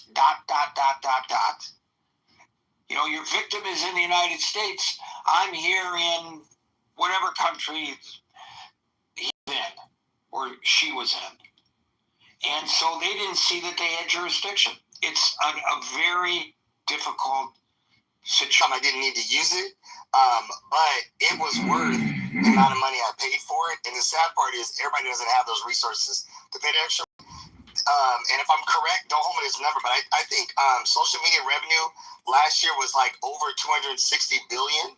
I feel like a percentage of that could go to what you're talking about. Take those resources and create something that can help monitor some of it. Maybe not all of it, but catch some of it. But that's all I was going to say. Brian, if you want to recommend that particular product, as you, I think, know, the link to the chat is above. Maybe, if you don't mind, you can post that for folks who might want to look into it. I'll find it on my phone now. That'd be great. Thank you, Brian. Daryl, followed by Chip. Hey, Gary. how much of this is like this one size fits all solution, right? So it's how much faith do we put in the government? And going back to something that both Scott and Marshall said, are we kind of declaring that parents can't parent, and therefore, like you mentioned, the nanny state? It's also this alarmism in a sense, right? So I remember when my niece turned 7 and she started playing video games, and at the time it was this outrage. Video games are causing violence. Sometimes when there would be these incidents in schools, they were actually trying to look into whether some of these young boys were playing games like Call of Duty or Battlefield or some of these things. And ultimately, over a period of time, it's been shown that there's no real link between violence in video games and actual violence in society. Now, they did say that some of these games might lead to quote-unquote aggressive thoughts, but no actual correlation to taking violence off the screen. And isn't some of this, shouldn't parents, let me rephrase that, shouldn't parents know their kids in a sense? Shouldn't parents, if you have 2 kids, be able to, maybe by the time they reach 9 or 10 or, be able to say, hey, maybe he's okay with the video games, but he's not. He shouldn't be, meaning like maybe he would be okay with social media, but he wouldn't. Or she would be okay with social media, but he wouldn't. Are we saying as a collective group, like as a society, that, people can have kids, but people aren't capable of actually raising kids to be productive adults? Or people aren't, you brought up the example of how, parents would put their kids in front of the television as they were doing other things in the house. Is it that this is the new way of doing the same thing? In a sense, I saw a funny meme the other day, and it said, I had kids just to drive them to activities. And I thought it was sarcasm, and a buddy of mine, he pointed out to me, and he said, well, no, it's because parenting isn't really about parenting. It's just about activities. It's softball. Here where I am, there's a Taekwondo studio. And right after school, there's like 100 kids coming down the block with their Taekwondo uniforms on. And they're doing Taekwondo right after school till about 7 or 8 o'clock at night. So it's where do parents come in, and parenting comes into play is what I would ask. So your comment about possibly some of this is alarmist, what say you to the statistics that I previously read off from the various credible organizations who have studied this, who do find causation? So I think we haven't had enough time to analyze enough data. Now, I'm not saying that it's untrue. I'm more saying, have we studied this enough to definitively say that it is absolutely true? And what is the solution? Is the solution to tell parents or ban these things? How many, like you ban this, right? How many parents are going to acquiesce and then do the login for the kid and then hand the device back to the kid anyway?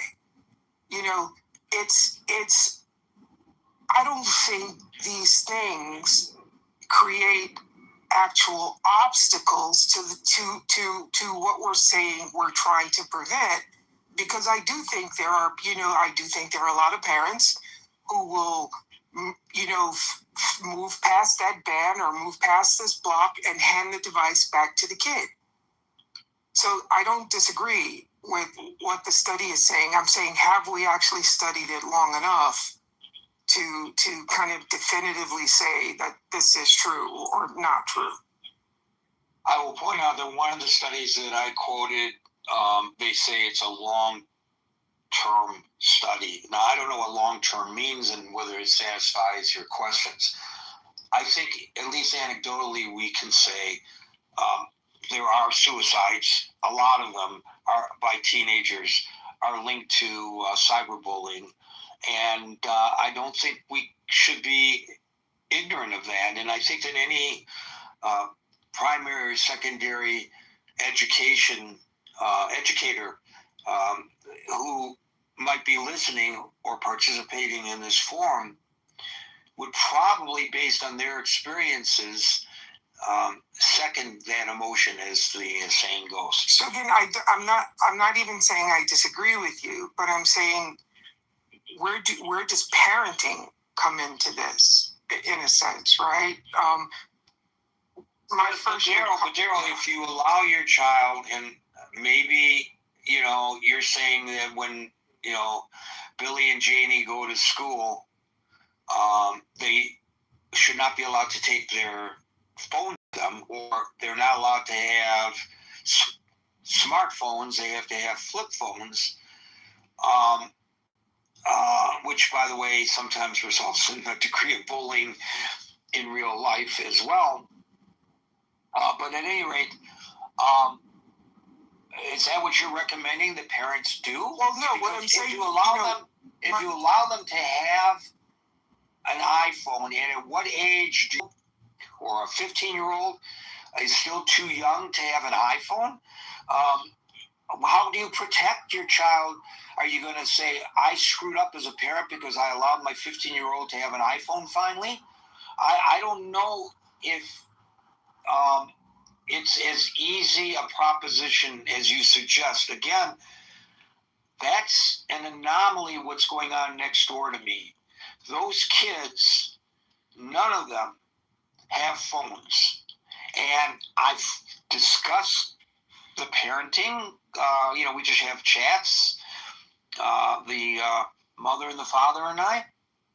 And I fully understand their approach. I mean, they're homeschooling their children, which also helps reduce the bullying aspects. Some people will say, well, but what about the social interaction that they are losing? These kids get a lot of social interaction after school, by the way. They're very popular, and all the kids in the neighborhood are in front of their house wanting to hang out with these kids. So, but at any rate, but they're outliers. Most children, the age of their children, I know, have smartphones. But is it bad to, so my niece is 16, she goes to a small all-girls school up in Connecticut. They check their phones in when they go into the school. They get their phones back at lunch. When lunch is over, they have to check their phones back in. They're put in a little locker, and they get their phones back at the end of the day, right? So there are some systems that seem to be trying to figure out a way to do this, is what I'm saying. And I don't think being an outlier is a bad thing necessarily, is all I'm trying to say. I'm not arguing. I agree, and as I said earlier, that strategy by schools, I think, is at the minimum what can be done, and very prudent. Thank you, Daryl. If I have an emergency and I need to get a hold of my kid, I call the office, and the office goes to the classroom. To the classroom, yes. Pulls the kid out. If the kid has an emergency, they're going to call me. The child does not need in the classroom a phone. You're absolutely right. The parents who come up with that argumentation, what are they thinking? I don't understand that thought process. I applaud that school in Connecticut, Daryl. Ching, followed by Mickey. Hi, Gary. Hi, everybody. I don't really have a very smart answer. I just have to be sort of reflective, and I agree. Many of the people were talking about this issue.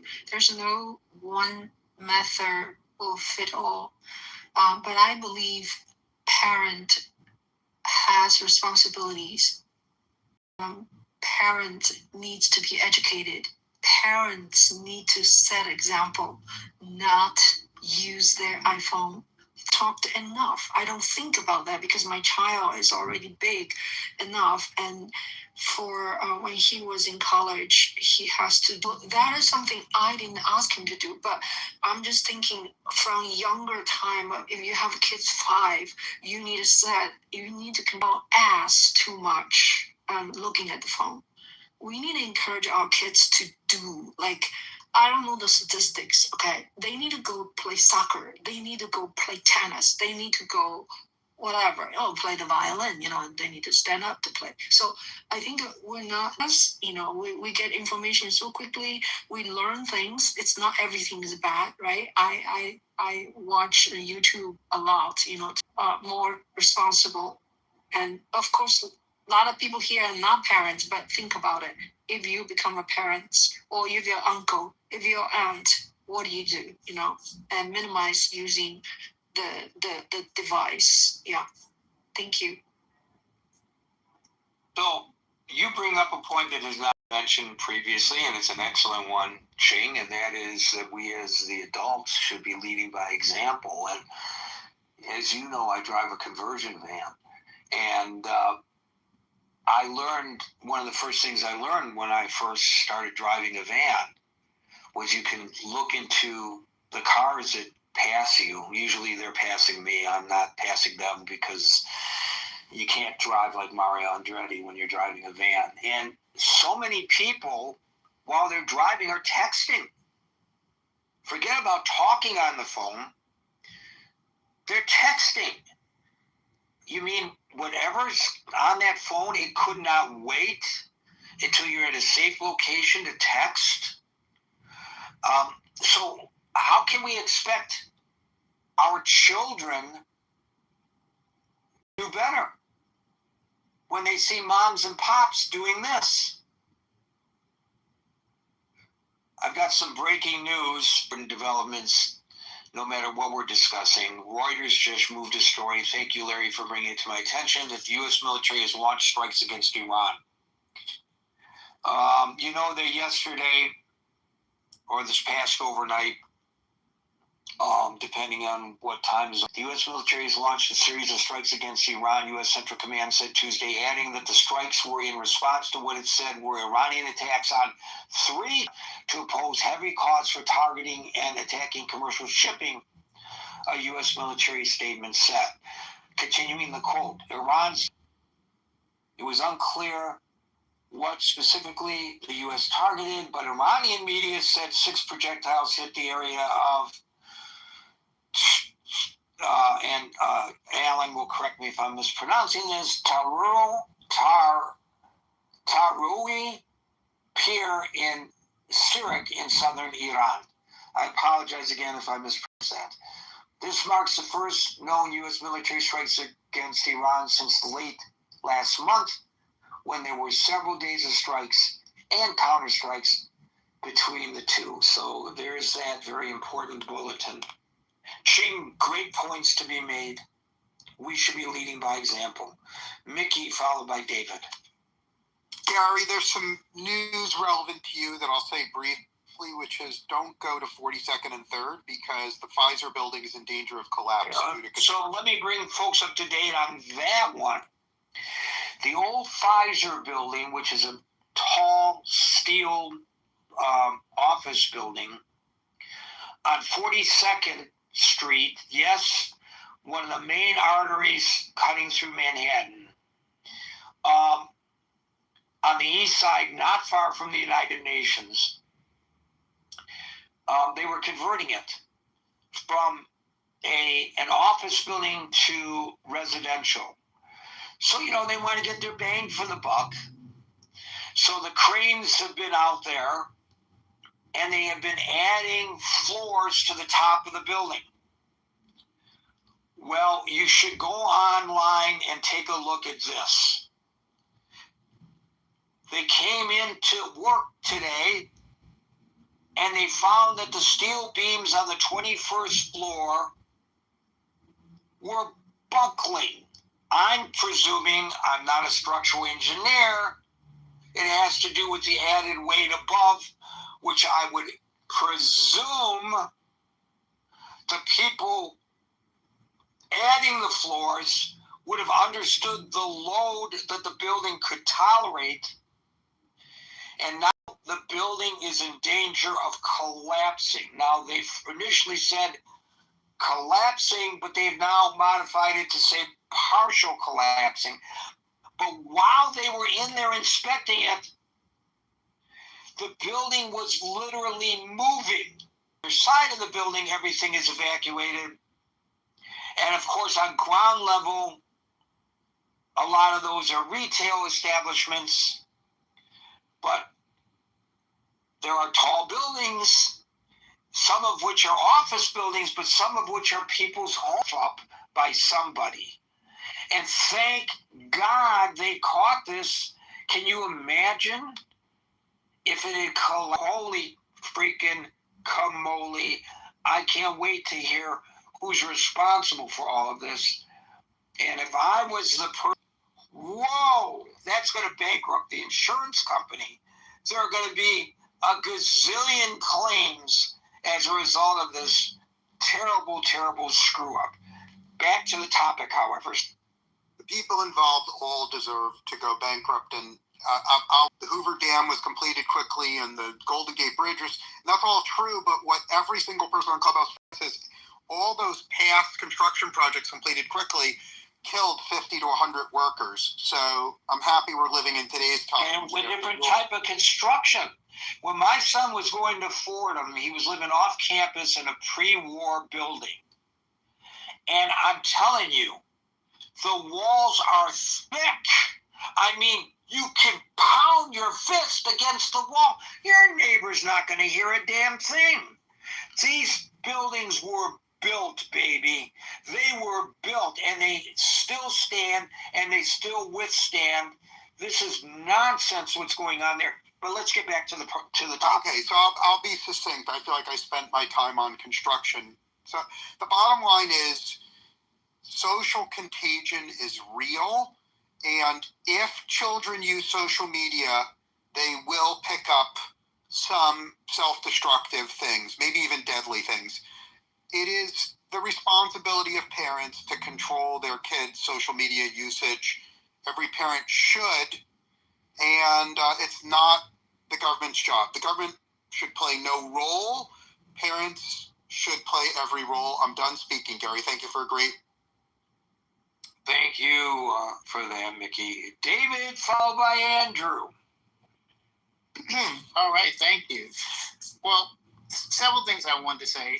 Number one, Mark Zuckerberg has said he doesn't let his kids on Facebook or use social media. So he has an understanding about the addictiveness or the issues that can happen with social media. And there's several other, tech, entrepreneurs who founded social media who have said the same thing. They're not letting their own kids use the very platforms that they have created, which may contribute to some of the issues that have been talked about here. But another thing that people don't talk about as much is the number of parents who either exploit their own children on social media, often starting with creating their social media accounts for their kids when the kids are just born, right? They're doing the, they say, oh, I have twins, and everybody thinks their twins are pretty, so they just put them all over the social media. Like some of the other people here, no. I don't think the government should be the one getting involved in regulating it. I think that it should be left up to the parents. But I wouldn't be against the idea if parents, or certain things are happening due to kids being on social media and the parents weren't doing the job. I wouldn't be against extending the idea of neglect charges toward the parents, for engaging in some kind of neglect for something that's extremely serious, right? That happens, and that's within the parent's control. I'm not against the schools doing something that Daryl was mentioning, where you don't have your they take your smartphones while you're in class, and then when you get out, to get your smartphones back, and you can get access back to that afterwards. I'm not against any of that kind of stuff. I think you can give rights to schools, public or private schools, to be able to determine whether they want the kids to have access to that. But ultimately, all of this is in the hands of the parents, and somebody just needs to talk to these parents out here who are getting their kids social media platforms once soon as they're born, and the parents who are out here exploiting their kids for money on the social media platforms. That's all I got to say. Hey, peace of space. You have to wait for your turn, Rambo. It's one at a time here. So, David, you bring up also a point that had not previously been discussed. So I appreciate your contribution. Andrew, followed by William.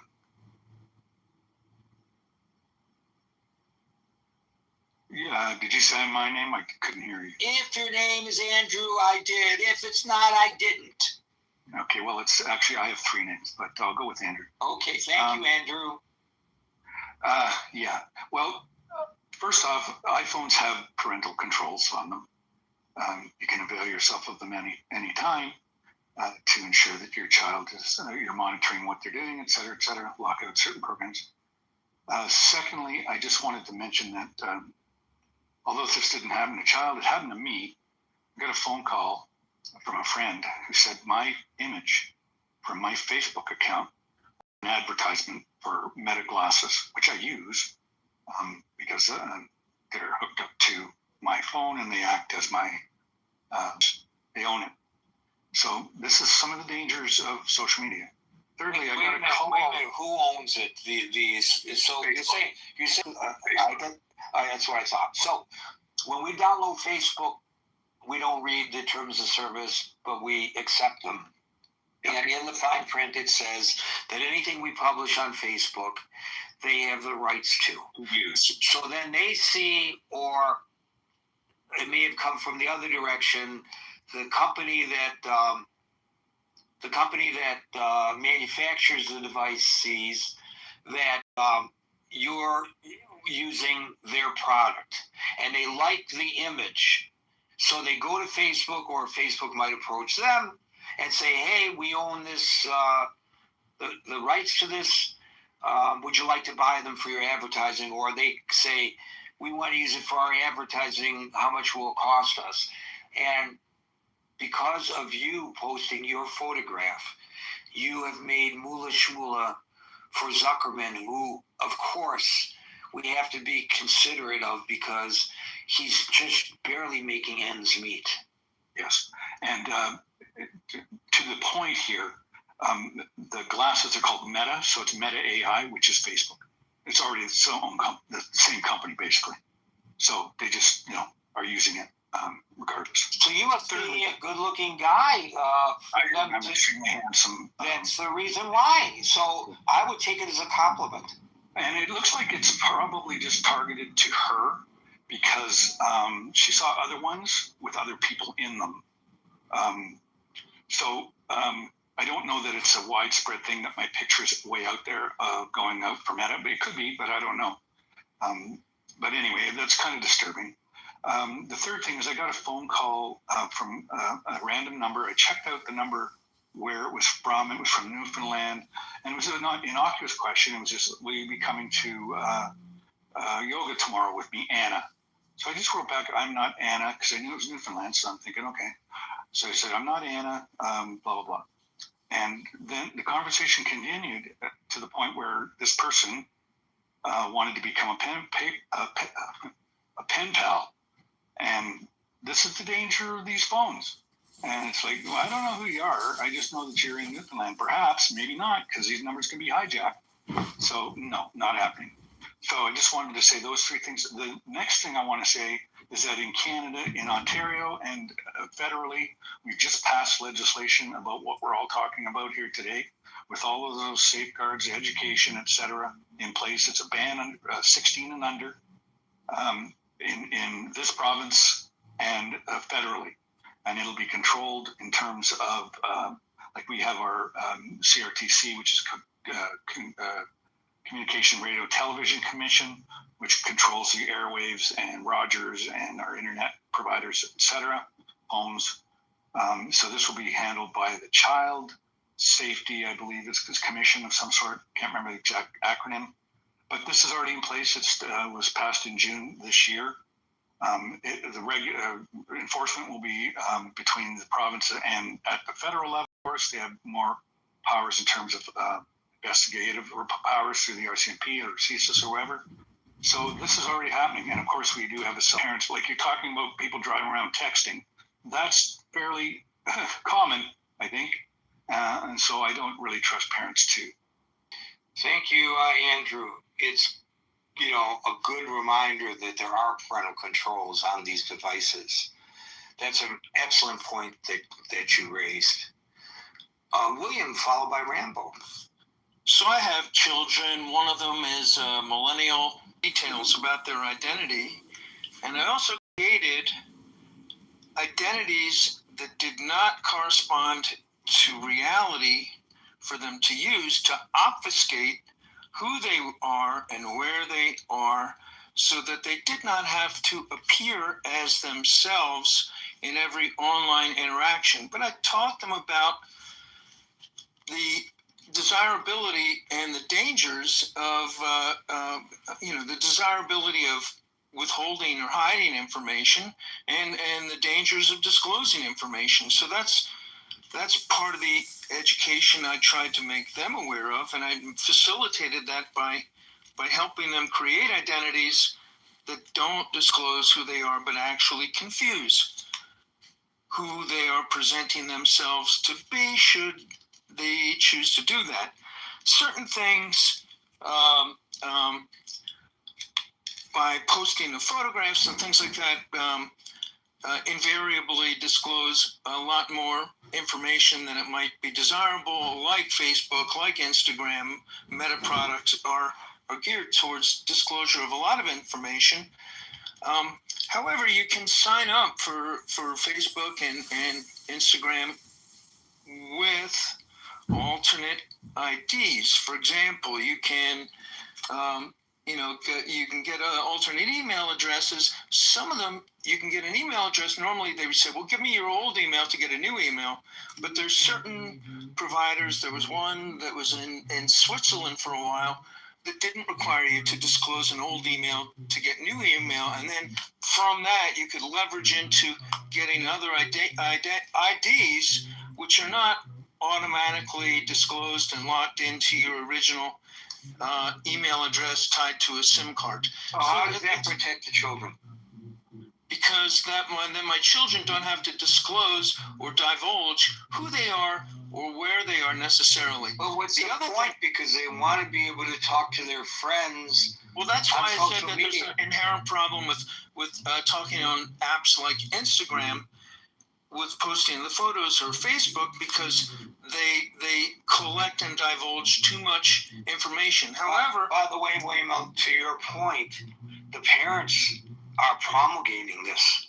I know parents who post everything their little children are doing, and they post everything that they are doing.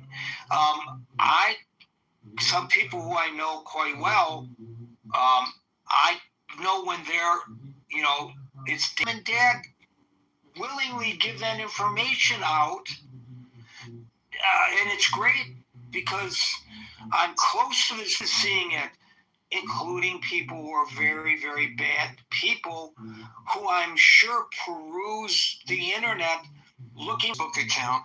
You'll see that a lot of the divulging of personal information about me and my family was really curtailed or eliminated in the mid-2000s. So that, yeah, there's some pictures of me with my kids when they're really little floating around out there, but I did not keep updating it for that very reason.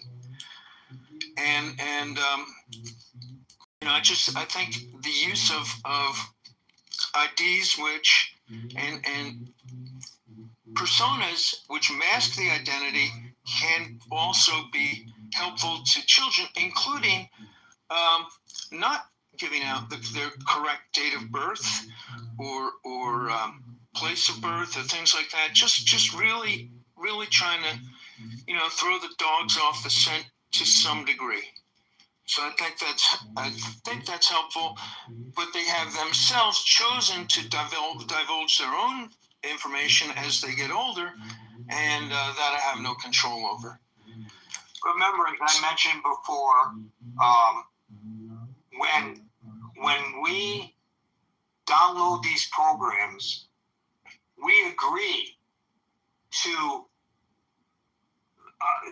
providing to the programs our personal information. They know they know what kind of women I appreciate, what kind of politics I appreciate, what kind of clothing I appreciate, what kind of food I appreciate. It's all there. And it's there when it comes to all of us. We have set ourselves up by accepting these quote-unquote free programs and to them having more information about us than we may even realize about ourselves, that we may realize ourselves about ourselves. Which is why I created identities that intentionally published false information about myself and my kids, including the dates of birth and other things, to actually make it harder so that when they use the alternate identities, it's not illegal, it's a legal alias. It's not an illegal alias because it's not being used for some nefarious criminal purpose. But when they use the alternate identities, then they don't automatically give up all the information about themselves if they choose to use, or if I choose to use the alternate personas on the internet.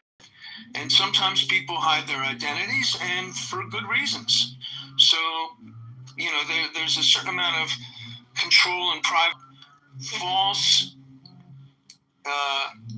information about your demographics at the outset when you address, then that connection is severed. I'm not saying that the government can't figure out who I am or make the deductions about who's operating what device, but just the casual criminal or casual perverts might be thrown off the trail.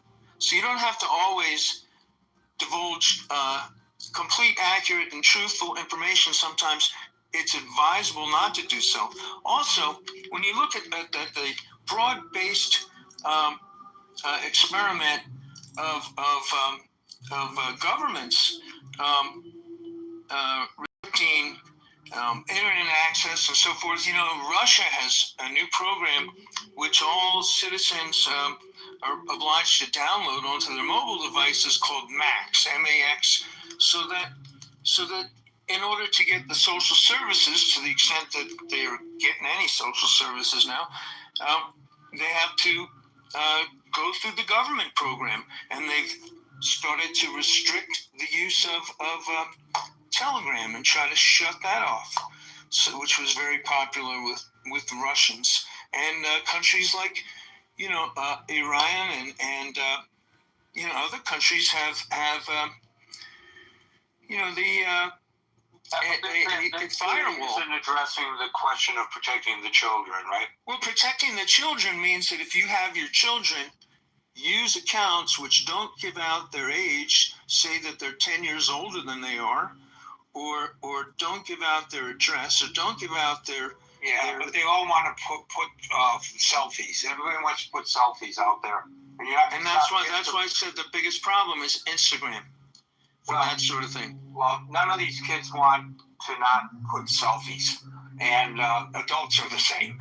Thank you, William. We'll go to Rambo, followed by Al. Hey, peace to the space. So, I'm very familiar with this topic. My thesis is based on, and whereas I contend that toxic content is having a negative impact on human behavior. And so in that scenario that was just laid out, I have 3 points I'm going to make. I think that we now are at a period where we simply have to onboard our children into social media. It's the same thing as teaching them how to ride a bike or tie their shoes, right? There has to be a process, there has to be a conversation had before they even go on to social media. And that conversation needs to be a straight, direct understanding the negative impacts of, how to manage your digital footprint, what this means. Like, they need to understand the consequences and the perils associated with social media, just straight up, right? And so, I work with young children, and one of the programs that we've had, maybe a year, 2 years ago, the assistant principal asked that we change our curriculum to mitigate this point. And so we did shift our curriculum up, and we are having conversations with younger students about social media. Today, I realized, and this is an interesting topic, which is my second point that I wanted to, I knew I saw it somewhere. So it talks about how, I believe in Texas, the Supreme Court has just made a ruling that parental. Oh, here it is. It's on what page? It's 814. Texas law requiring app stores to verify users' age with a system of parental consent for those under 18. None of the justices express a dissent. I repeat, none of the justices in that a lot of things with it. So there is no such thing as a free app. And so it becomes more important to us to manage our digital footprint, to mitigate the negative impact of toxic content and other concerns, inappropriate approaches to young underage children. So yeah, I just wanted to contribute to it, and that's why this title caught my attention. So thank you for allowing me to speak, Harry. Thanks for that contribution, Rambo. Very informative. Elle, followed by Moose.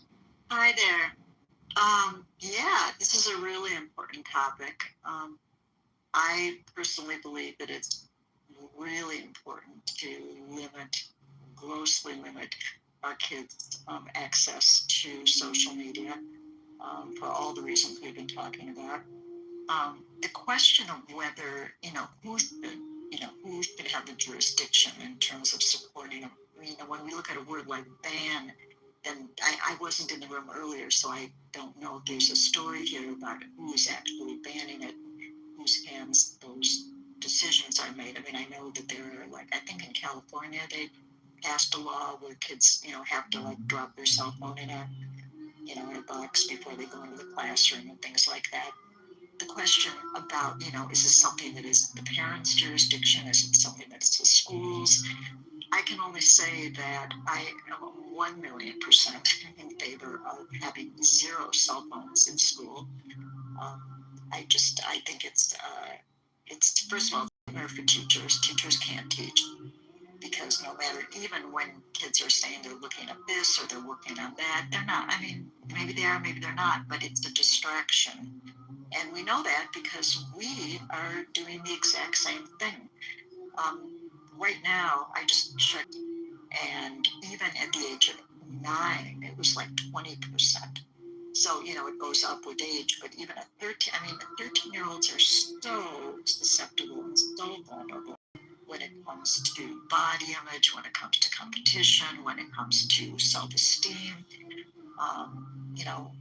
all that stuff that kids go through puberty is just so exacerbated when you start talking about things like TikTok and Insta, things like that.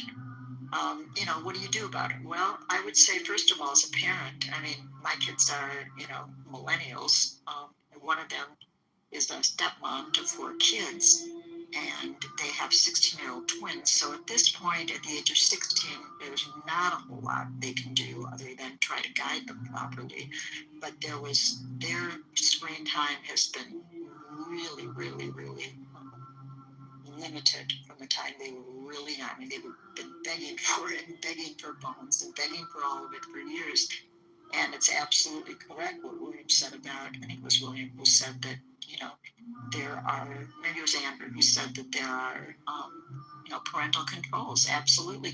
And even if you want on Facebook to, put a picture of your kid's bar mitzvah or their birthday party or whatever, you can also control who's going to see it. So there is a control on Facebook for, do you want this to go to the public, or do you want this to go to one person, or do you want to go to your small friend group? So there's some things you do have agency over for sure.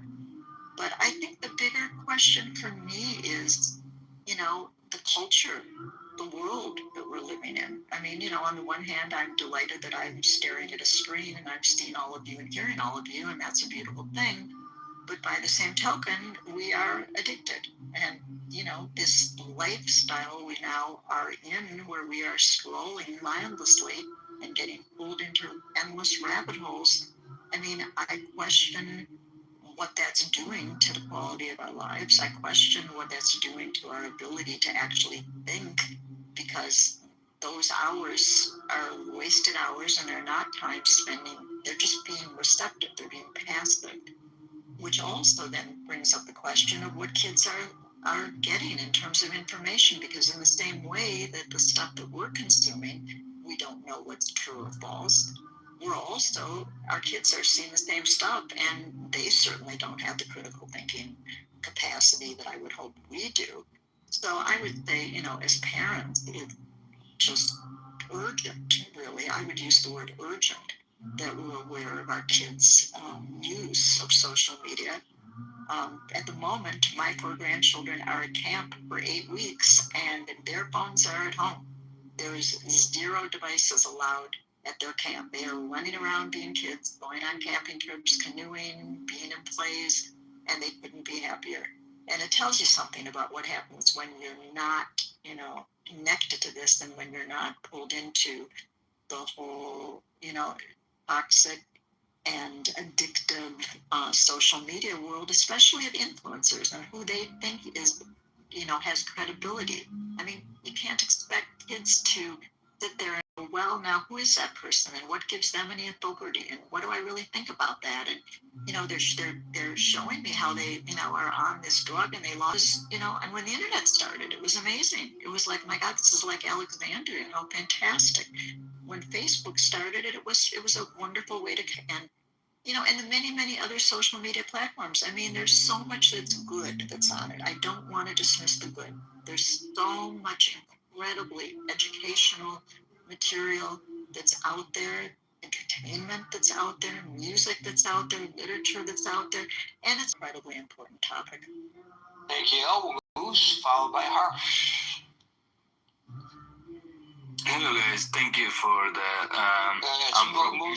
Moose followed by Harsh. Moose. Thanks, Gary. I'll try to keep it relatively short. I'll reiterate some of the things that Ellen mentioned, particularly how vulnerable teens are with body shaming, and I mean, adults are, for God's sakes, keeping up with the Joneses, let alone teens and their insecurity. And I think it's been magnified by social media. It's not to say that no good can come out of social media for teens. While I've been listening, I pulled up the CDC site, and I guess they did a study a few years ago in 2023, and probably not a huge shock that with the increase of social media, that we have seen a significant spike in teen suicide from cyberbullying, and just keeping up with your peers and your classmates. There's a whole documentary series, I think, called Deadly Social Influence, that chronicles each episode as a separate documentary about big social influencers that are mostly in their teens, maybe early 20s, that meet a tragic ending. So I think it's, to say just to ban it, I don't think history will show that works well. Whatever you take away from the kid, that they will just want 10 times more. and will get it when they're not at home. Be it alcohol or the new drug of social media addiction. So yeah, I think Rambo was up here saying that you just have to sort of shepherd, I think a lot of responsibility is on the parent. It's wild when you're in the park or at a restaurant, you see like an 8-year-old or a 7-year-old sitting at that dinner whatever, at a cafe or restaurant table with their parents, and they're just, the parents give them the phone so the kid doesn't melt down, so they can amuse the child while they're just trying to have a moment of peace or have a conversation about whatever, versus interacting with said child and putting the foot down and saying, when we're at the dinner table, whether it's at a public restaurant at home, there is no phones. So I would just say it. I think the ban's extreme. Yeah, but you got to lead by example. How many times have you been out to a restaurant and you see everybody's got the mom, the dad, the son and the daughter, they're sitting in the booth behind her, and everybody's on their phone and nobody's talking to one another, and it's like, well, why are you even bothering going out to eat? You read my mind, Gary. That was actually my next point. Is I was like, well, it's like, right. It's like, but then the kids are emulating the parents that are. I'll take it further. I've been at restaurants where I've actually seen parents on the phones and the kids just staring at each other, playing with their napkins or something. And I'm sure some of it is work related, or did I get that interview? Did maybe dad or mom's paying a quick bill online? But yeah, you're right. You're 100% right. It's completely hypocritical to say that adults are not. Forget about even walking, spending time with your family. How many of us are on call? Emergency surgeons. Right, how many of us are on call? Right.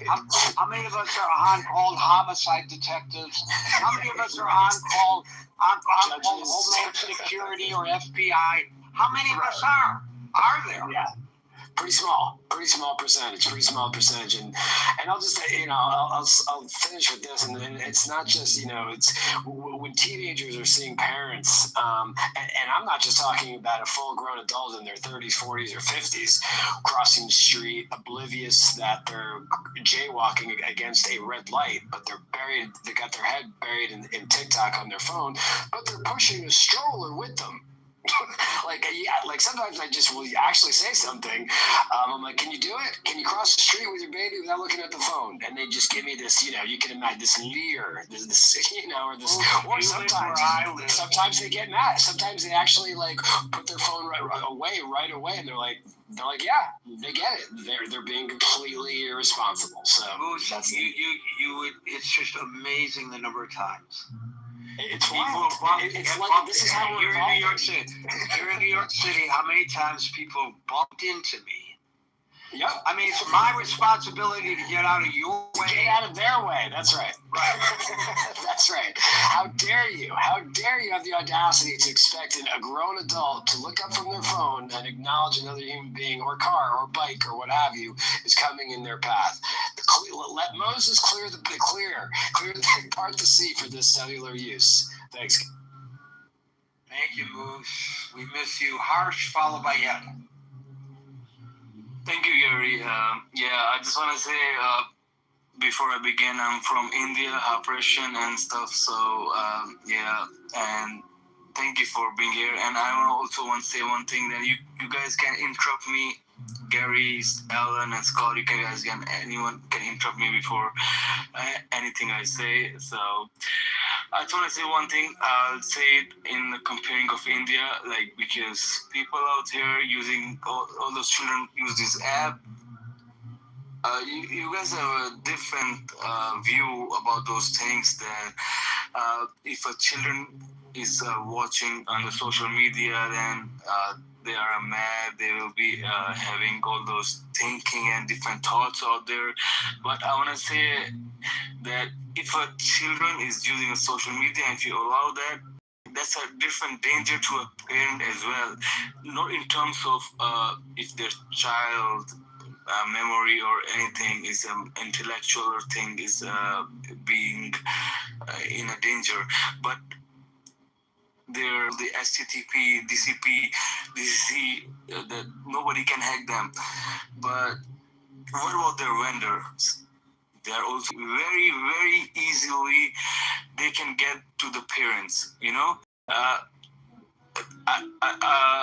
can give you a live example of how, just take an example of MobiWik. I don't know how many people know about the MobiWik hack. MobiWik was an app for the payment stuff, and the hackers didn't hack them because they were weak and they were soft about their all the security, because they were hacked because of their vendors. Their vendors they didn't have that much security as much as MobiWik. So same thing goes to the children's as well. Children go to the social media and they can post all the stuff, photos, videos.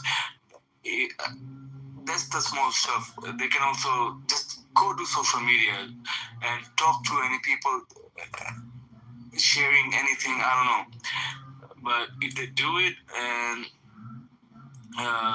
like this, I think there's a big stuff if they talk to anyone. But even if they share anything, and even if they're not, even if they're just scrolling out there, that's a big threat as well, because people like hackers, like I see out there in India, Bangladesh, not in India, I respect India, but they don't do that one. Bangladesh and stuff.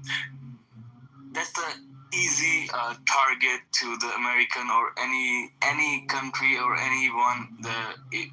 If a children has a social media page, in Instagram page, that they share stuff and they do stuff, and let's bring AI in that stuff. You know, if AI is there, that's the easy thing to blackmail or do anything. They just like. First, I'm going to interrupt you only because we have 60 seconds left, and I want to add 60 seconds. Okay? So sure. Thank you so much. Hey, thank you. Thank you. I'm sorry, but I will give you 60 seconds. Okay. Well, I just want to say. Is going down the toilet, and for the sake of humanity, I think we will be better off without all this technology. Monday through Friday at 5 o'clock New York time, so till 5 o'clock New York time tomorrow for the next edition of the Critical Thinking Forum. Everybody be safe, be well, and peace out.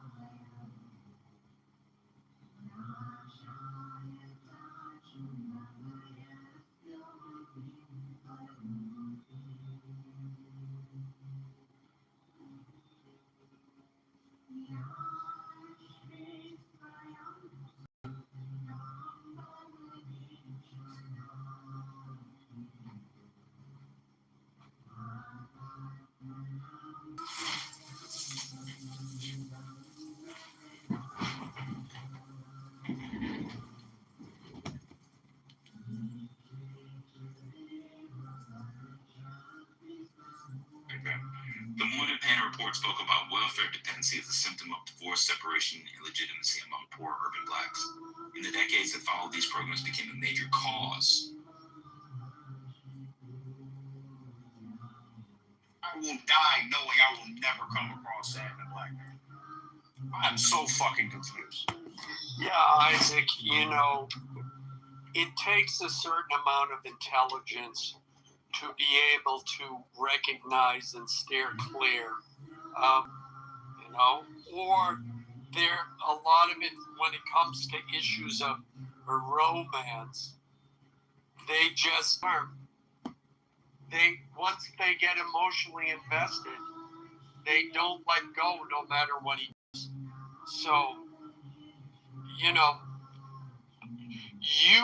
it may seem foreign to you, and I get it, but yeah. Wait, so Alan, you never told us who is your basketball team? Oh, Celtics. Oh, it is? Yeah. Okay, this is okay. Yeah, and thank you, Sig, for letting me have a white man trying to cope moment. Hey, that was good. Yeah, but Isaac, see, here's the thing. I got a beef with you. Okay, Sig put in his time with a black woman.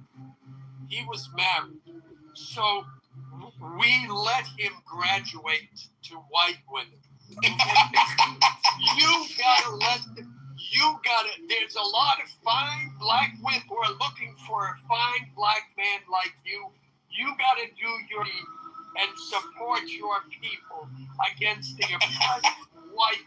The man that's keeping you people down. You gotta do your job. That's right. Okay. You gotta put in some work first, Isaac. You gotta earn your stripes, bro. Are you saying he needs to date a black woman before he can date a white woman? That's right. Yes, he's gotta earn his stripes, dude. Yeah. So unfortunately, Alan, that kind of fucked up in 2005. I will explain. Well, it's 2026.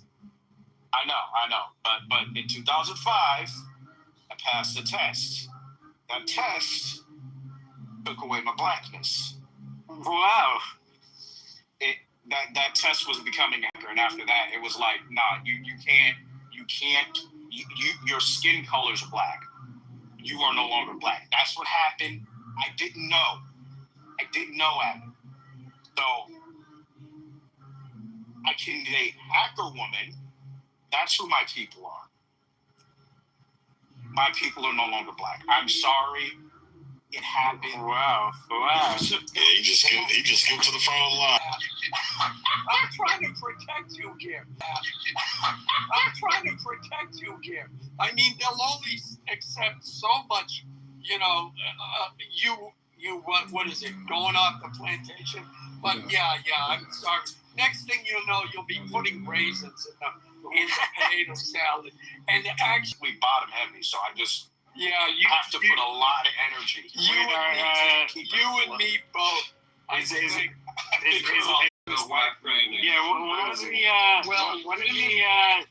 women? What the witches in Salem say? Like if you float, then you're a witch or something like that. No, yeah. If you float, you're a witch. If you sink, you're not.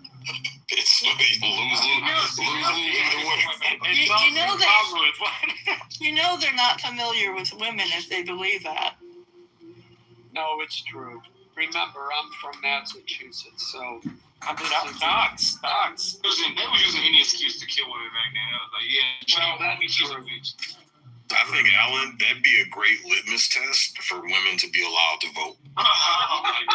Chain your center block to them. If they sink, they're legit. If they float, then they're fucking fake. Sig, I'm surprised. Like, I've been having conversations with friends